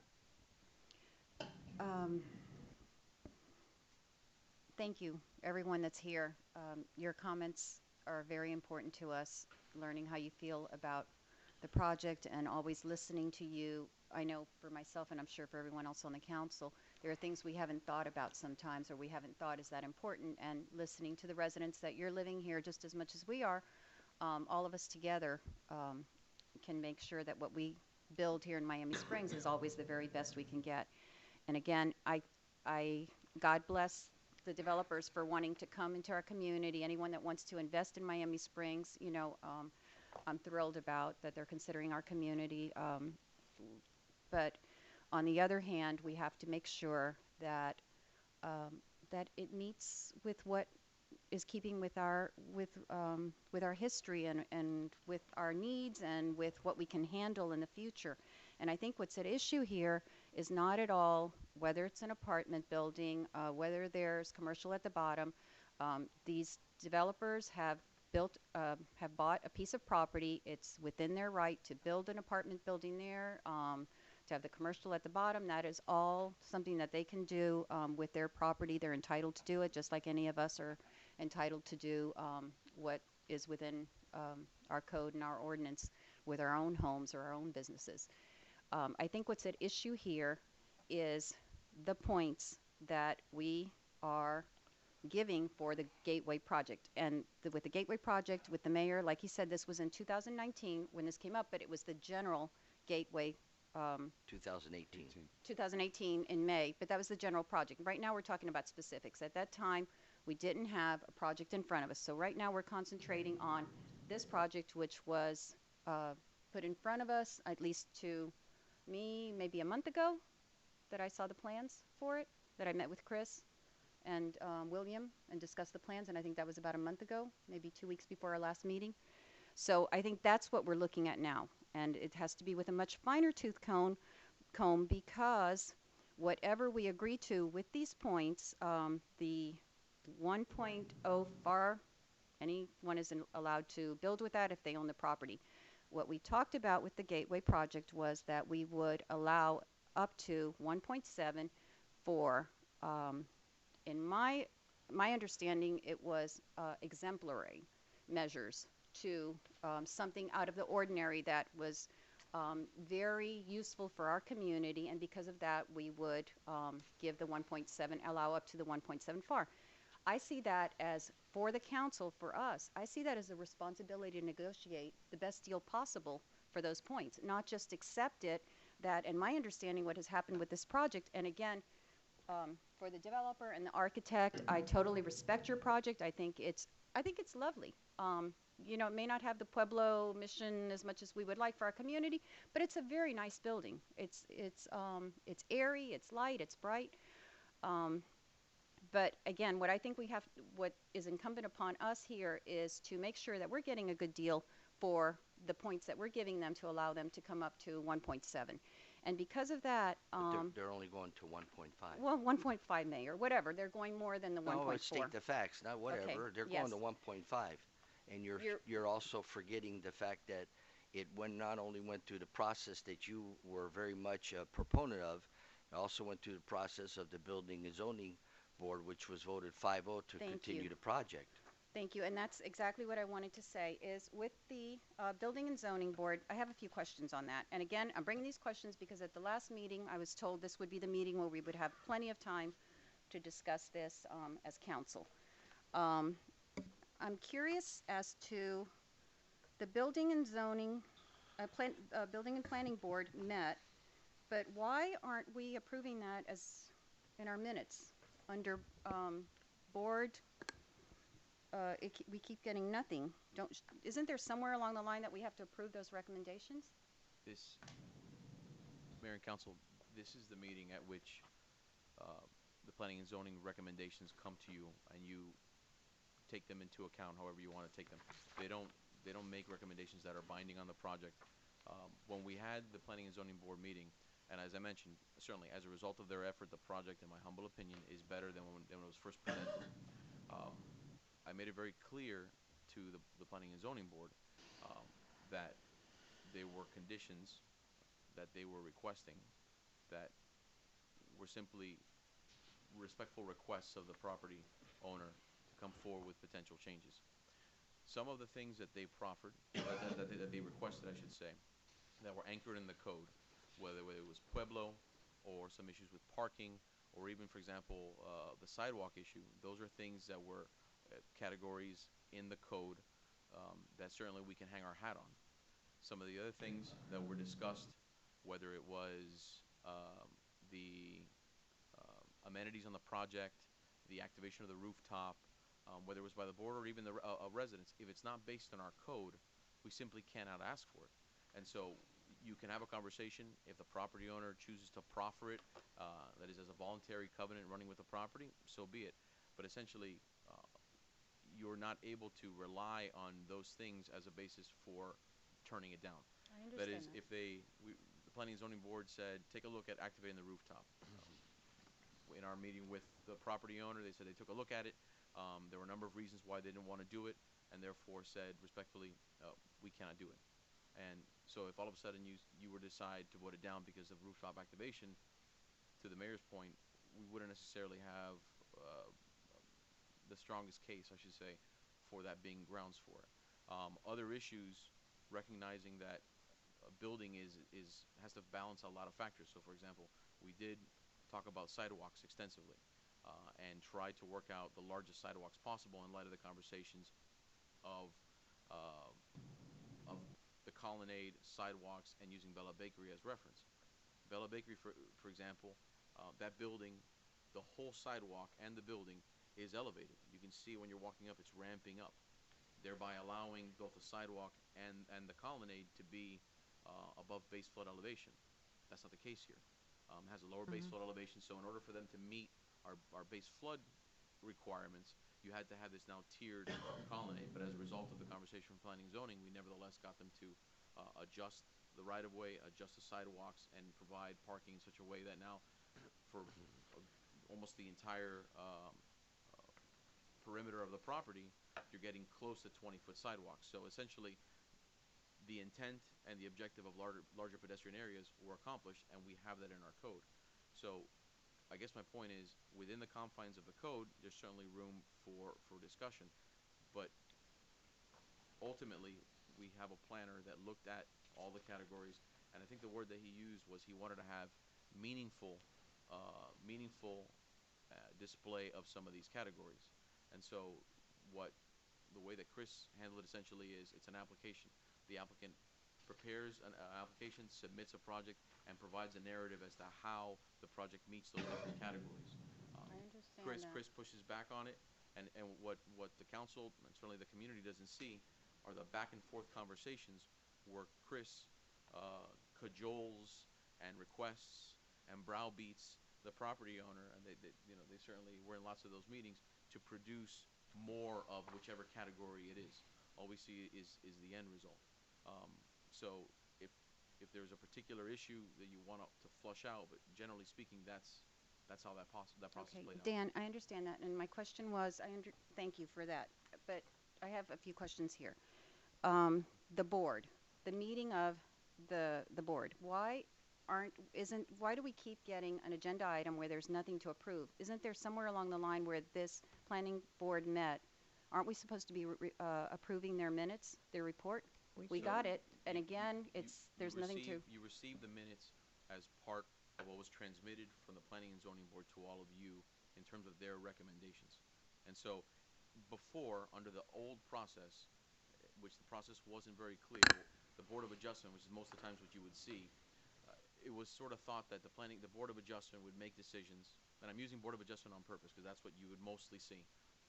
Planning and Zoning would see site plans, which are few and far between, so let's use Board of Adjustment.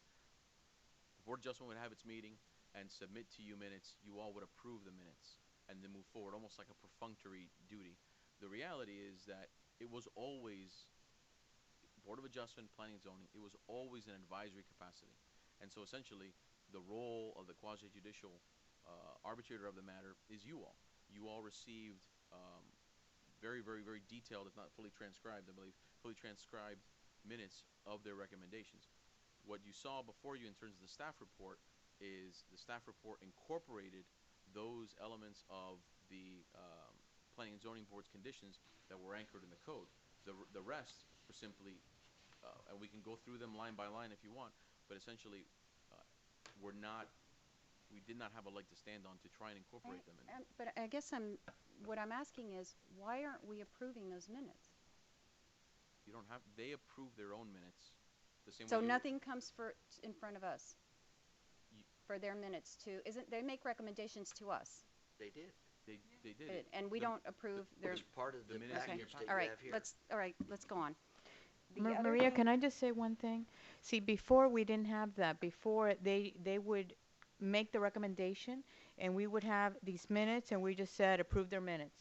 Now we have more say in terms of the amount of detail, because we didn't just receive minutes, we received full transcripts of everything that was said, every concern that they had, every citizen that spoke, and we got to really look at that in detail. And after I did that, I came to the city and asked questions about the meeting and what had transpired and why was this said, and so I think we have actually more information now.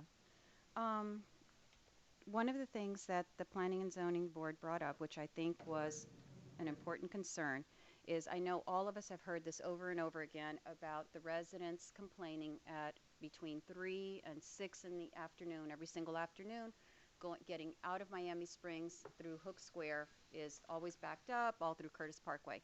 I noticed that this board recommended that there not be allowed to enter the parking garage making a left turn from Hook Square, that you would have to actually come around Canal Street and make a right. their response was that for river cities and emergency vehicles go over a curb, so that's not an issue. An emergency vehicle doesn't care if there's an opening there. When there's an emergency, the fire trucks can go over a curb. So for river cities, which is once a year, to live with and again, I'm bringing this up to the council in front, because I think it's important for us to take these things into consideration. That's why I'm bringing them up. I feel they're a concern, and again, like I said, I would like to hear your issues to make this project better. It's not that I'm against this project. It's not that I want to make sure what we get, we really look at the details, because it sets a precedent on how detail-oriented we're going to be for any future development. This is the first time that this has come in front of us. I think it's really important for us to look at the weeds. So this is my concern, that they are saying that we are, in essence, from what my understanding from their response to the planning board is, we're still going to allow a left-hand turn from Hook Square into the parking garage, which will cause a lot of backup during in an area where we already have a lot of problems trying to get into that garage at rush hour, because these will be people returning from work, trying to get to their residences, the new apartments, at the same time. So this was looked at extensively. Chris looked at it with Public Works, and looked at the various permutations of it.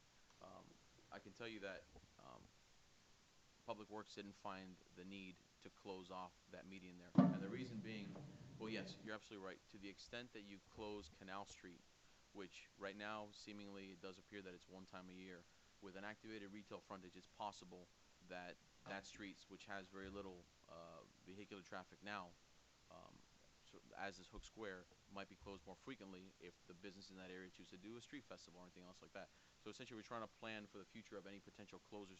So closing that off with a hard median would essentially, even if at least one time a year, make it impossible for anybody to be able to get into the property without either going against traffic or having to make some kind of U-turn somewhere else. Additionally, if you see you've got, I asked the architect to pull up the plan. On my far right, which I guess is far right everywhere else, you see the two lanes going out into Hialeah. You see the left turn lane there into the property, both into the driveway as well as into the ramp. The traffic along Hook Square is such that there isn't, a stacking of vehicles on the street or a blocking of that. So that is the impediment to people making left-hand turns is much less. So when you have slow traffic, you have enough stacking capacity on the median to turn left. When you don't have heavy traffic, there's less traffic, there's less of an issue in general. And so essentially, both the feedback from Public Works was that it just wasn't warranted to close off a median. It's something that we can evaluate, and as opposed to hardscape, there was conversations of bollards and signage, but it's something that we'll have to monitor, but it just wasn't anything that Public Works felt was necessary to preserve the integrity of the traffic in that area. Essentially, if you're a resident there, the reality is you're going to quickly come to know that the best way to get there is go up Stadnick Way, hook around Canal Street, and enter into the property. If you would like to wait in traffic during rush hour, you're certainly, and listen to some tunes, you can do that. But the same way that people use Canal Street as a way to access all the retail shops there now too, essentially, you'll provide that with the runaround. Also, you can see that there are sort of splits as you come south on Hook Square, because you have a right turn lane, a decel lane, which doesn't interfere with the through lane that's right next to it. So again, the feedback from Public Works, what Chris concurred with, was that it's one of those things that it wasn't expressly necessary, and it wasn't something that they were willing to require as a condition. So each one, just so that you know, as an aside, each one of those conditions was painstakingly addressed one by one to see which one, and even back and forth to try and get to that project. That was certainly one of them that was addressed early on, and it just there was a feasibility issue with it.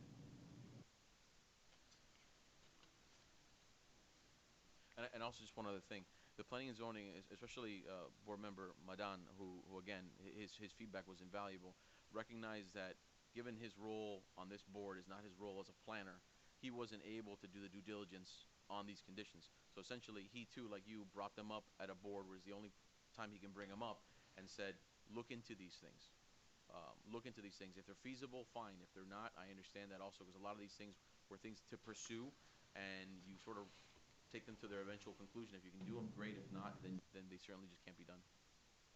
I feel any of the inside the building, that is the property owner's decision as to how they want to make the apartments, as long as they meet our minimum square footage. And so those decisions are up to them to decide. And what I'm concerned with is the exterior and how it'll impact our residents and our community, and making sure that for that we're getting the best, for the points that we're giving, that we're getting the best value for our community. Again, and so again, it's not that I'm against this project. I want to make sure that we negotiate something. My understanding is with each of these, and talking to Chris about this, with each of the creative excellence elements, basically it looks like instead of going for the 0.2, the builder just put in a 0.15, just to be, you know, a little bit under the 0.2.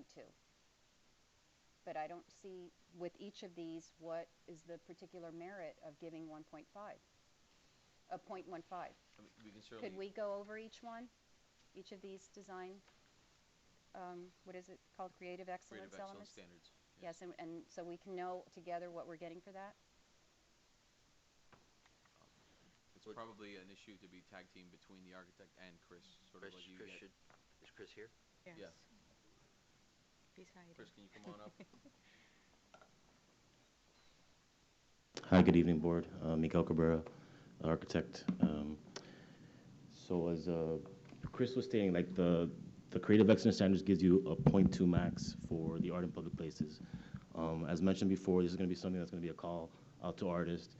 And basically what the staff has provided us is with a percentage of the construction cost that we will put into providing the art in public places. So what we decided, what we thought was, one, we're going to be very involved in this process. We're going to have it be a local process that the council and anybody else in the community could be involved in, and thus we are meeting the maximum standard with respect to the money as far as the percentage of the construction. So in our eyes, frankly, we feel like we could get the 0.2, but we were proffering a number below the 0.2 just so that there could be some, you know, something more negotiable, so to speak. But that's basically, with the art of public places, how we came about to the 0.15 in lieu of the 0.2. Basically, we're meeting the standards. Whatever the staff provided us, which was a percentage of the construction cost, we're going to do that. It's an open process. We're not just shoving art down your throat. It's going to be something that the community's going to be involved in, and they're going to have a say in, and that to us has value. So, you know, that's how we got to that point. I'm not sure if Chris wants to speak more to that or not. I don't know if you want to just go point by point each one, or what the case may be, but. Go ahead. Well, the one point I would like to make is previous planners interpreted it differently than I interpret it, where if something was a 2.0 or a 0.1, it was all or nothing. You got the 2, you got the 1. There was no negotiations. There was no discussion. I was insistent that that 0.2, for example, was a cap. That's the absolute most you could get out of that, but we're probably going to pull it down from that because no project is perfection. So I made sure that we didn't just allow that blanket cap in every case. So we talked, we negotiated. I think things like the public right-of-way improvements. If you notice on the other side of Canal Street, there's angled parking, but right now it's a straight curb. We got them to sawtooth curb that so that we could get some additional trees. We wanted more shade trees, but they're so close to the building that, well, first of all, you have to do for your landscaping, you have to do 50% greater than the Dade County minimum, which is 12 feet for trees, meaning the trees at time of planting are going to have to be 18 feet. 18-foot shade trees against the building just simply didn't work. So we got them to agree to put shade trees on the opposite side of Canal Street so that we can get some palms along the building. And also there was many medians that they enlarged, took away striped areas where it was just striped off and you couldn't park there, to get them to curve that. So we had a lot of back and forth about what numbers we felt were appropriate and what they had to do to earn those numbers. And ultimately, you all get to decide that, but I'm comfortable that what they are asking for, they have earned, and then that's what we agree to. Again, keep in mind also, they have more FAR excellence points than they actually are using. They're leaving some on the table, so in theory, you could really pull some of those numbers back down even a little bit more, but, you know, I see a very important part of my job as negotiating fairly but strongly with them to make sure that we get the best product that we can get to deliver to you all and to the city. Thank you. So could we go over each of these elements? Thank you, Chris. Okay, so the next up would be the alley improvements. So as it is now, the alley is not, in essence, being used. We are repaving the alley, providing lighting in the alley, and providing it and giving it what it is actually used for as an access to the actual site and circulation. Excuse me, right there. The alley that we're talking about that is being used as parking. Correct. Well, Is being used as parking right now. if again, I'm not. I know you're no. It's but I- illegally being used as parking, if I may. I'm not, It's you know, but yes. in Been essence, used as parking in these, you know, with like 20 spaces. Next up would be the right-of-way improvements that Chris kind of alluded to that. We're making significant right-of-way improvements. To be honest, probably quite frankly more than the .15 that we're requesting. But again, just as to not come in and say, hey, we're getting you the max. That's where we came in with the number just below it. The right-of-way improvements that he said, we're providing the saw cut parking, the traffic calming features, the additional shade trees that we're doing across on Canal Street. Also, you know, meets the threshold for that. As far as lighting, we're redoing lighting throughout the whole right-of-way, along with the improvements that we're doing. There'll be new lighting. Can you show us what lighting? Yeah. There's no lighting plan, so to speak, in this drawing, but what we have here in these right-of-ways is we have planters that will have trees, also benches, and also light poles that would meet the city standards and provide more lighting and more up the value of the right-of-way, in essence, and the usability of it and the activation of it, which is part of the Creative Excellence standards, that we create an activation process with the city and have the colonnade and have the right-of-way and kind of having those unified and making, you know, the area active. So I'm sorry, I'm not understanding what the lighting, the enhanced lighting is compared to what those would be regularly required. Chris, maybe you could explain? What the enhanced lighting, like what is, because lighting is already required. Right, this would be decorative lighting, uplighting of the building, uplight of the palm trees, the landscaping, all those kind of elements. It's not safety lighting. We don't give points for providing essential elements, safety lighting and street lighting, things like that. This is decorative lighting, lighting up the building, lighting up on the, in the trees or up the palm trees, those kind of features. On the piece of public art, all of those kind of things. So it's well above and beyond your standard public works type lighting. Thank you. Chris, stay there. Stay here, Chris. Well, the last one was the landscape maturity, which he spoke about too. With we're providing trees that are 50% more mature than would regularly be required at planting. So instead of a 12-foot minimum, they're 18 feet high. So that's where we're providing for the landscape maturity, Creative Excellence. They also added, enlarged the median on Hook Square and added some trees to that as well. So there were plenty of places where the site was so tight that we really had to mostly work with off-site areas to accommodate that landscaping. In the medians on the other side of Canal, in the medians on Hook Square. We picked up one here. Yeah, this right here. No. If I could just add, Is this striped off right now? the type of landscaping around the property was actually one of the conditions brought up by planning and zoning. So the architect worked with our arborist, who also happens to be our public works director, to evaluate the type of plantings that can go in and around the building. Unfortunately, as Chris mentioned, there's just not enough right-of-way, enough sidewalk space to accommodate like an oak tree that might have a 30-foot diameter once fully grown. Especially once you start getting to the maturity of tree, already that tree's going to start to either overhang over cars and certainly touch the building. Instead, what they picked was a Sylvester palm, Sylvester, right? Correct. Sylvester palm that has a decently full canopy as a palm, and also won't release palm fronds that could land on people or on cars. And then, which was what Tom Nash recommended. The landscaping that is being discussed of more shade trees is being taken across the street in the hopes of creating the Canal Street linear parkway that's there, as you can see on that thing, more enhanced to try and draw people out to that underutilized space. So again, that was one of the issues that it was proffered by the Planning and Zoning Board. We tried to work it up, and we came to something in between what was requested and what began. I have a quick question. On these areas, are you going to have plumbing for irrigation? Irrigation, yes. Yeah, correct.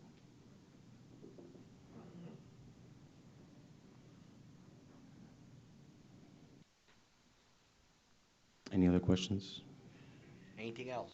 Well, I have other, not for you necessarily, I don't know when to bring this up. I don't think the alley improvement merits any points, because the alley improvement is, they're improving an alley which provides access to their parking garage, but we're losing significant number of parking spaces that have been public parking for 30, 40 years. So I'm not arguing with their right to do it, Dan. No, I They have a understand. right to do it, it's their, but I don't see why we would be giving them points for alley improvement, for improving an alley to access their parking garage, when the outcome is we're losing parking spaces. Listen, So- Councilman, I understand your perspective. My suggestion to council is that that is not worthy of any points. Make a motion. Well, Mayor, if I may. Go ahead. I mean, what essentially, my job is to keep you guys within the parameters where making a decision is legally safe. What, on this particular issue, what you're balancing is acknowledged improvements to a rundown alley compared to an illegal use. I understand that it is what it is. It has been the way that it has been. But at the end of the day, you've got an area was never permitted for parking, not striped for parking. I'm not arguing that. It's their alley, and they have a right to do whatever they want with it. No, I'm sorry, it's city alley. And so they don't have an obligation to improve that alley. That's what I'm saying, that they have offered to improve the alley. But by improving it, we're losing parking spaces that our residents and businesses have been using. So I don't see, the improvement might be that it's more pleasant looking, but the function of it is greatly impeded. So I don't see us giving points for that as an alley improvement. I think the loss of the parking spaces outweighs any value of, a nicer looking alley. The original function of the alley was an alley.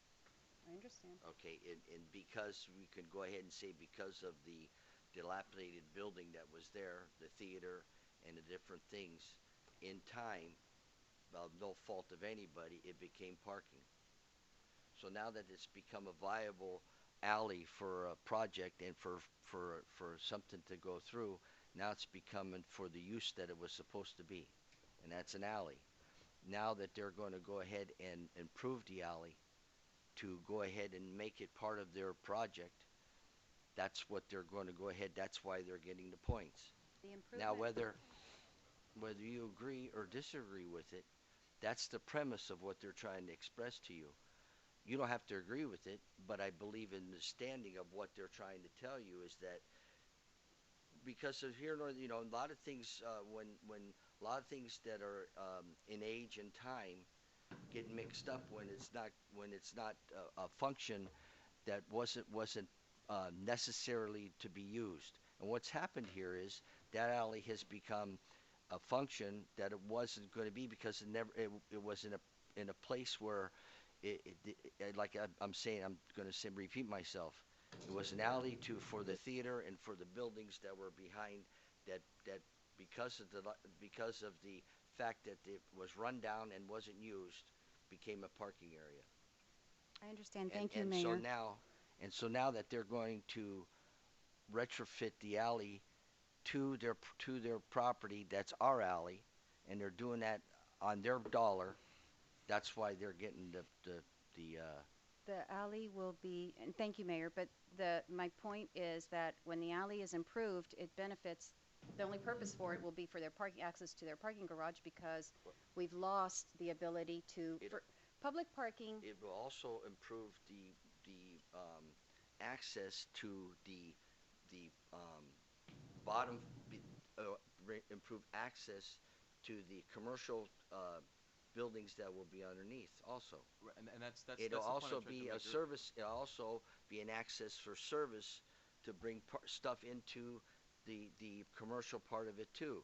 That's the whole, that's why in reality, that's why the alley was originally put there in the first place. Just by common sense tells you that alley before was used to supply Holloman's and the different places that were there before, but because of the fact that the businesses went down, and the alley was there for people to go to the theater. So now the alley is being put to use for what it was supposed to be used. Mayor, The alley, with all due respect, the alley is supposed to be there even after it's improved. It's going to be for the use of everybody in that area because trash pickup is done through that alley when they go through the rear of the property. So it's not just going to benefit them, it's going to benefit all of the other businesses on the other area. Right. They'll have access to it too. Once you move the building over, once the theater is gone and you move a building over, the parking field or the sort of improved parking field that's currently there, which allows garbage trucks and everything else to go without hitting the vehicles, will no longer be able to do that. And so at some point we will be getting phone calls from business owners or garbage collection, whatever it's going to be, saying there are, if they didn't make the improvements and left it as is, we would get phone calls saying that the alley is obstructed with vehicles. So if because they're going to bring the building over and where trucks currently park and station to get in and out of that area is not going to be available. So I understand this, the parking is not going to be used anymore, but the express intent of the alley as a means of ingress egress for that access will be frustrated if parking is allowed to remain. So even if there were no alley improvements or wasn't counted towards it, once they built the building, we would have no choice as a city but to go out there and enforce our dominion over that alley, which would be no different than someone deciding to park a boat in a residential alley. Wait, let me, there's a lot of bickering going back and forth. No bickering going on. Come on. This is a discussion. It's a discussion, okay. Now, let's say we don't award them those points. What do you have in mind? That we just don't award them the points, that's all. All I'm That's saying is, it? all I'm saying, Jaime, is that these are Councilman. points that we're I understand, but maybe awarding you're trying to get for something. I'm and this thinking. is a some zero gain. I mean, I don't understand. I We're hear giving you, up so parking you're space trying to get and something. What is it? Maybe they can accommodate you. nothing. I don't know what we could get. I don't see us Well, I- getting anything. That's why I'm saying I don't see awarding the points. All I'm saying is I don't see that this merits awarding the points for this. I don't see a solution to it. If they want to improve the alley, they can. Obviously, that alley, will help with their, but I don't see why we are paying for. Because if the alley, then if they don't get any points and do the alley, the cities will have to do it on their dime. So if you don't get points, you're not going to do the alley? Well, You understand? I think you can. If they don't get, if you don't give them the points for the alley, then the city's going to have to go ahead and do the alley. Keep in mind also that the alley improvements are fairly significant. All of the overhead utilities, electric and all that, will be put underground in the alley.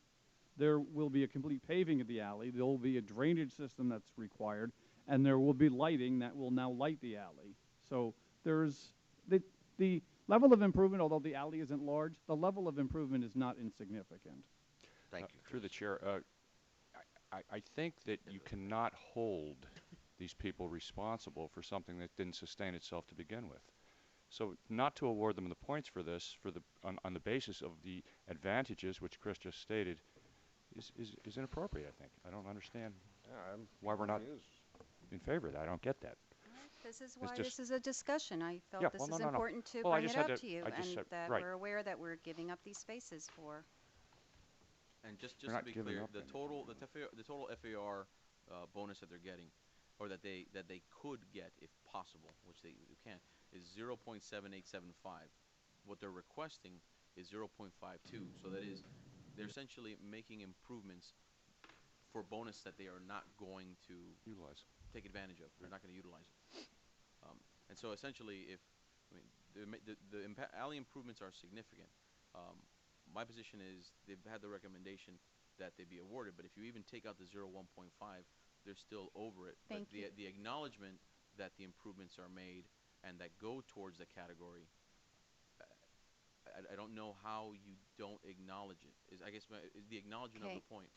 And I thank just thought you you for had that. something in mind. I mean, Well, what I have in mind is that this is the first project that we're doing like this, and any time that we say, okay, automatically .1, what is it that they want, the .15 for this and this and this, will mean that every future project will pretty much have to give that because this is what we've done in the past. So I think we have to be very, and that's why I want to have this discussion, that we're very cautious about how freely we're giving points and what we're getting in return, because this isn't just this project. There's a lot of projects going to be lining up one after the other for this gateway improvement, most likely. I just don't understand. I don't like the characterization that we're just giving it away. When you have staff and you have people telling you what they've done to earn the points, I don't think nothing's been done here that I've been reading and going in with staff and everything that's been willy-nilly just given away. I really believe that it's been a sound job by them to go ahead and award the points accordingly. Just before this discussion, I'm thinking only of paving that alley, and you're going to have underground wires and so on. They're not just doing a pave. So I don't like to go ahead and generalize and say just giving the points away or just giving it. I think that after we have the explanation of what the staff and the attorney has to say, I don't think you can make that we're giving it away willy-nilly, or like this project. This project is the template of other project that might come in. I think it's been pretty thorough. That's my judgment in this situation. Okay, are there any more questions?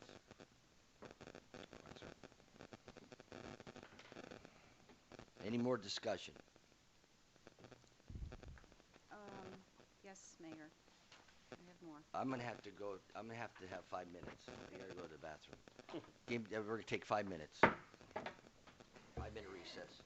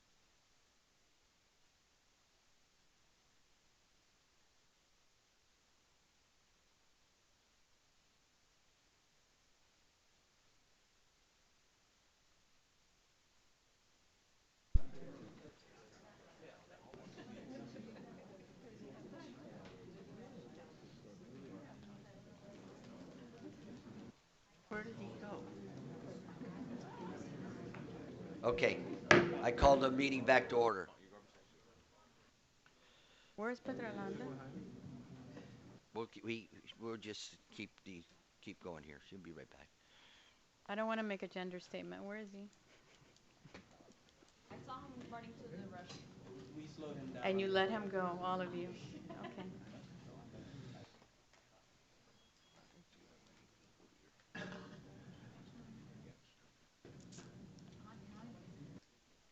Go ahead. You have other questions? Go ahead. I'm looking at this traffic study that was done, the traffic impact shared parking analysis that was done, and I'm reading from it under the shared parking analysis. It says, we prepared shaded parking analysis and found that the proposed mixed-use development will require 121 parking spaces. The development will provide 94 parking spaces on site and will use 47 on-street spaces from Canal Street and Curtis Parkway within 100 feet of the development. I agree with, I think it was the mayor who said it, there's, it's nice not to have to park, we shouldn't have to be able to park necessarily right in front of a business. It's, when we go to Coral Gables or Coconut Grove, we're all perfectly happy if we park a block or two away and we stroll. That increases pedestrian traffic and all this. So it's not necessarily that we should have a parking space right in front of a business, but it should be reasonable enough to make you want to frequent that business because it's a reasonable walk. Unless, you're disabled, and then we have the handicap parking. So, and Chris, maybe you can help me with this. The development will provide 94 parking spaces. We will use 47 on-street spaces from this traffic study. It was 98. Well, I'm reading from... I believe after that traffic study was done, the parking garage was extended to, it's actually 98 units in the parking garage. You have 26 spaces abutting the businesses, and you have 19 on the north side of Canal Street, for a total of 45. But for their purposes, they're only counting the 98 in the parking garage and the 26 abutting the businesses for a total of 124 spaces. And the traffic study, I believe, called for 121.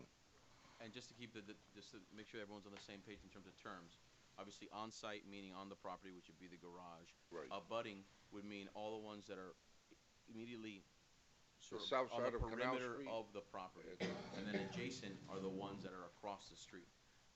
The on-site, as the code provides, the mix of uses, the on-site parking, off-site parking, multimodal options, trolley, bus, everything else.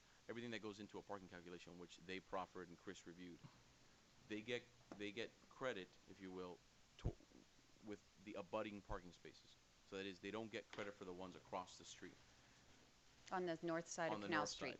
When I say credit, the street, it goes towards a count, but they are not, as I mentioned earlier, they're not reserved parking spaces. So none of those parking spaces will say for such and such business or for the project overall.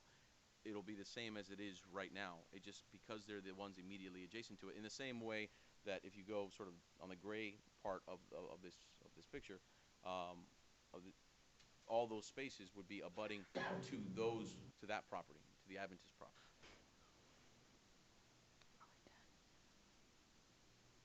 Okay. So, how many extra parking spaces are we using of public parking that originally it would be would have been required for a normal development if we're not in the Gateway District with all this? It would be, my understanding is it's 2 parking spaces or 2.5 per unit is what's normally required, Chris? 2.5 per unit. Okay. Okay, so 2 per unit. 2.25 per unit. Yeah. And 2.25. right, and so how many of those, what we would have had of 2.25 for this development, are parking on public spaces? Is it the 45?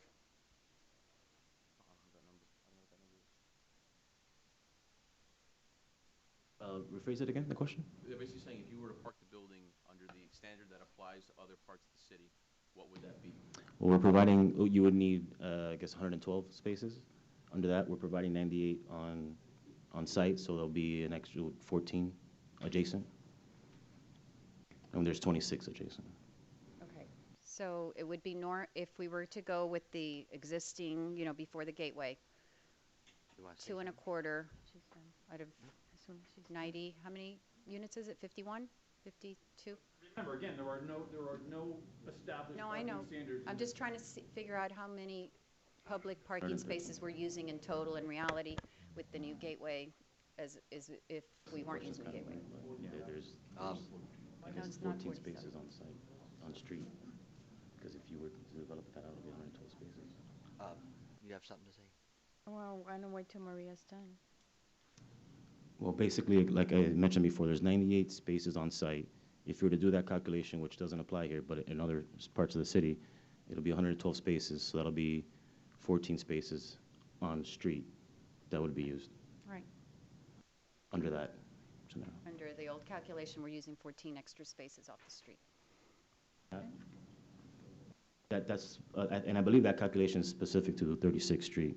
Again, I'm not the expert on that. Yeah, if you keep that in mind, that's an important consideration, is the 2.25 was there because there's, on 36th Street, there's absolutely no place for overflow parking. There's no on-street Right. parking, there's no swale parking, there's no parking lots, there's nothing.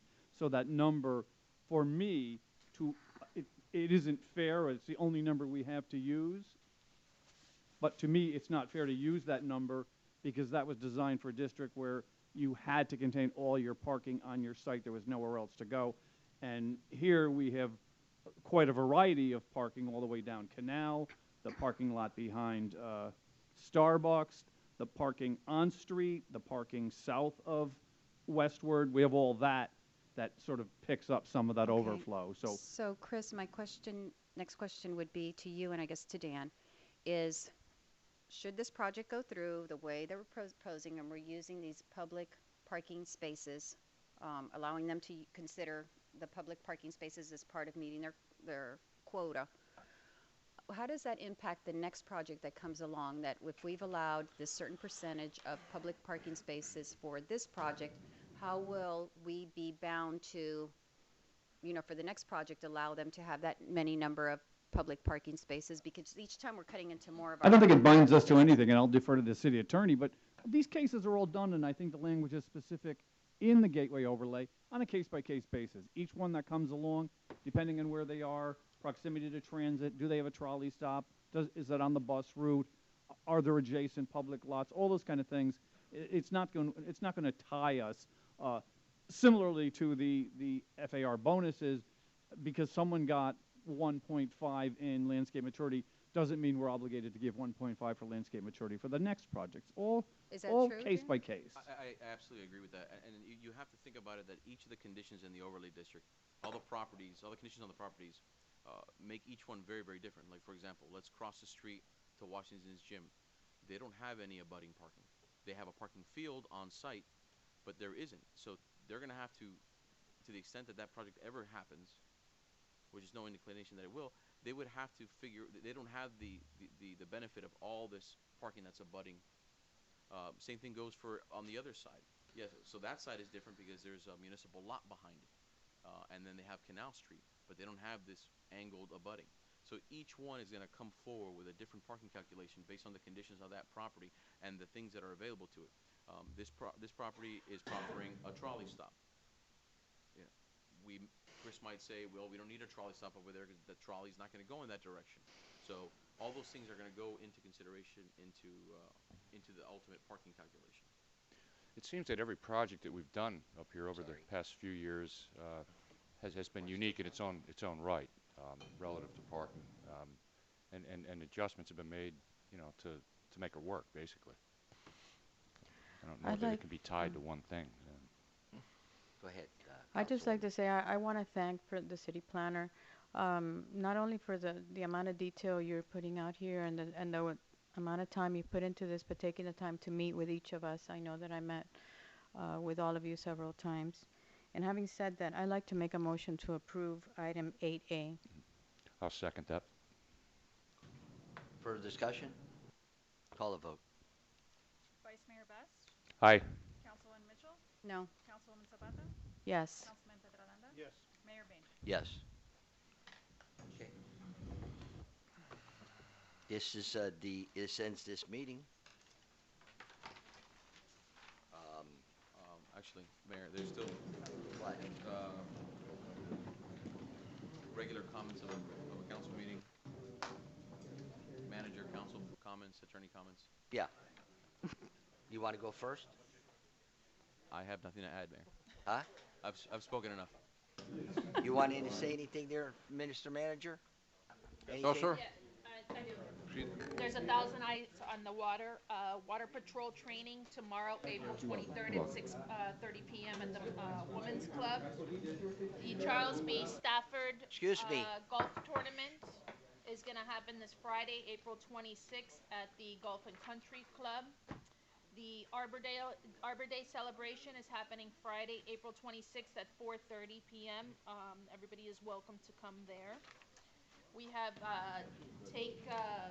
Got Drugs, Take Back Drug Day, Saturday, April 27th at the Community Policing Office from 10 a.m. to 2 p.m.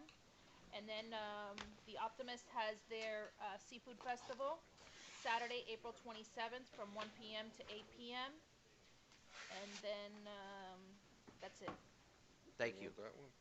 Anything from you, Councilman Petrolanga? No. Councilman Mitchell? Anything?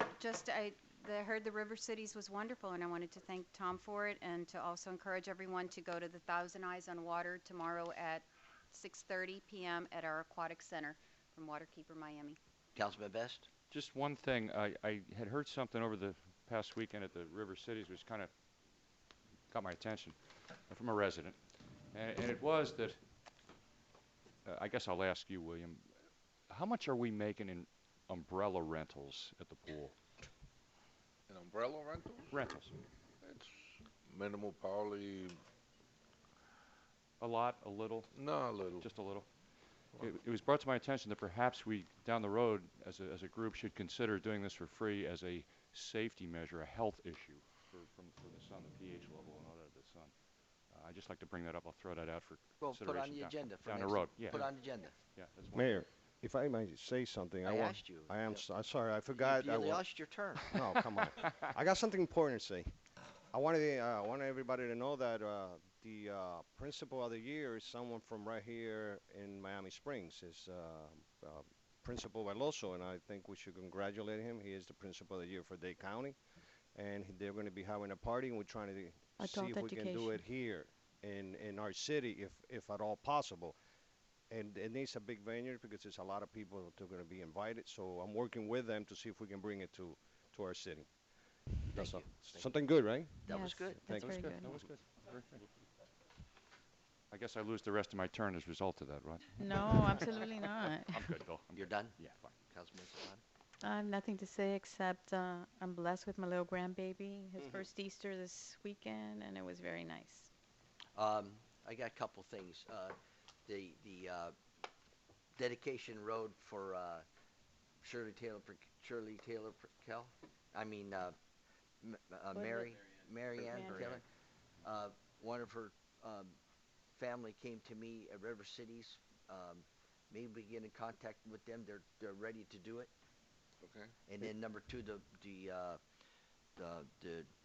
Dugor Way. Maybe we could start getting that going. See if we can get the family down here. If we got the sign, or did you get it? Have you gotten it? Yeah, it was sent. I'm sorry. It was sent to Commissioner Sosa's office. It needs Okay. to go through that. So we're still waiting on that. So them two, if we can get it Okay. going, so we can put the signs up for them. All right. The And- sign up is for Mary Ann, though. I know, but they Oh. want to that's have the already up. family there Right, to okay. go ahead. Yeah. One thing, Mayor, if I may, that we forgot, it's I next never get my time. Friday, May 2nd, at the Curtis Mansion, the FAA is giving doing a workshop on some proposed changes they're going to make to the flight patterns at different airports. We happen to be one of them. So that's going to be, I'm trying to get information as to what effects, I know Councilwoman Mitchell asked me to see if I could find out what effects it's going to have on Miami Springs. I'm trying to reach out to them to get some information before the seminar. So that's going to be May 2nd, I believe it's at 6. 6 to 10 or 7 to 10, I think it is. It's 6 to 9. 6 to 9 p.m. at the mansion. Anything else, Mayor? No, I was trying to finish, but now he has to say Forgive something. me, Mayor and Council, I wanted to bring your attention that on May 6th, the 4 city annexation applications will be going before the Planning Advisory Board of Miami-Dade County. I say that cautiously optimistic, but also very, very leery. So we will be convening a strategy meeting this week, reaching out to the 4 cities, and certainly be there to state our case along with Jose Fuentes and his team, and we'll report back as soon as there's a decision. After that, it should be going to the Board of County Commission. I think back in 2013, unfortunately, it got deferred to a land use committee and it died there. So our push is to get our moment in, our own moment on the in well. the sun. That's right. That's all I got. Sorry. I just want to compliment everybody who put on the Easter egg hunt on Saturday. It was a blast. Them little kids, if you need a vacuum cleaner for your house or for your road, just put an egg. And it's really, they were going to put a drone up to watch it from the top, and then they found out that they had to get a permit because that was a no-fly zone. And I want to relate to Mr. Borgman that we did fix the flag. I saw you put the new flag up there at the senior center. And other than that, everybody Mayor, have a good... wait. Did you do the $100 bill this year? I have no comment on that. Okay. Okay. There you go. All I know, there were what, four or five real happy kids with an egg. They'd never thought, they didn't know a chicken can hatch a green bill. This meeting's adjourned. Come on, man. Right.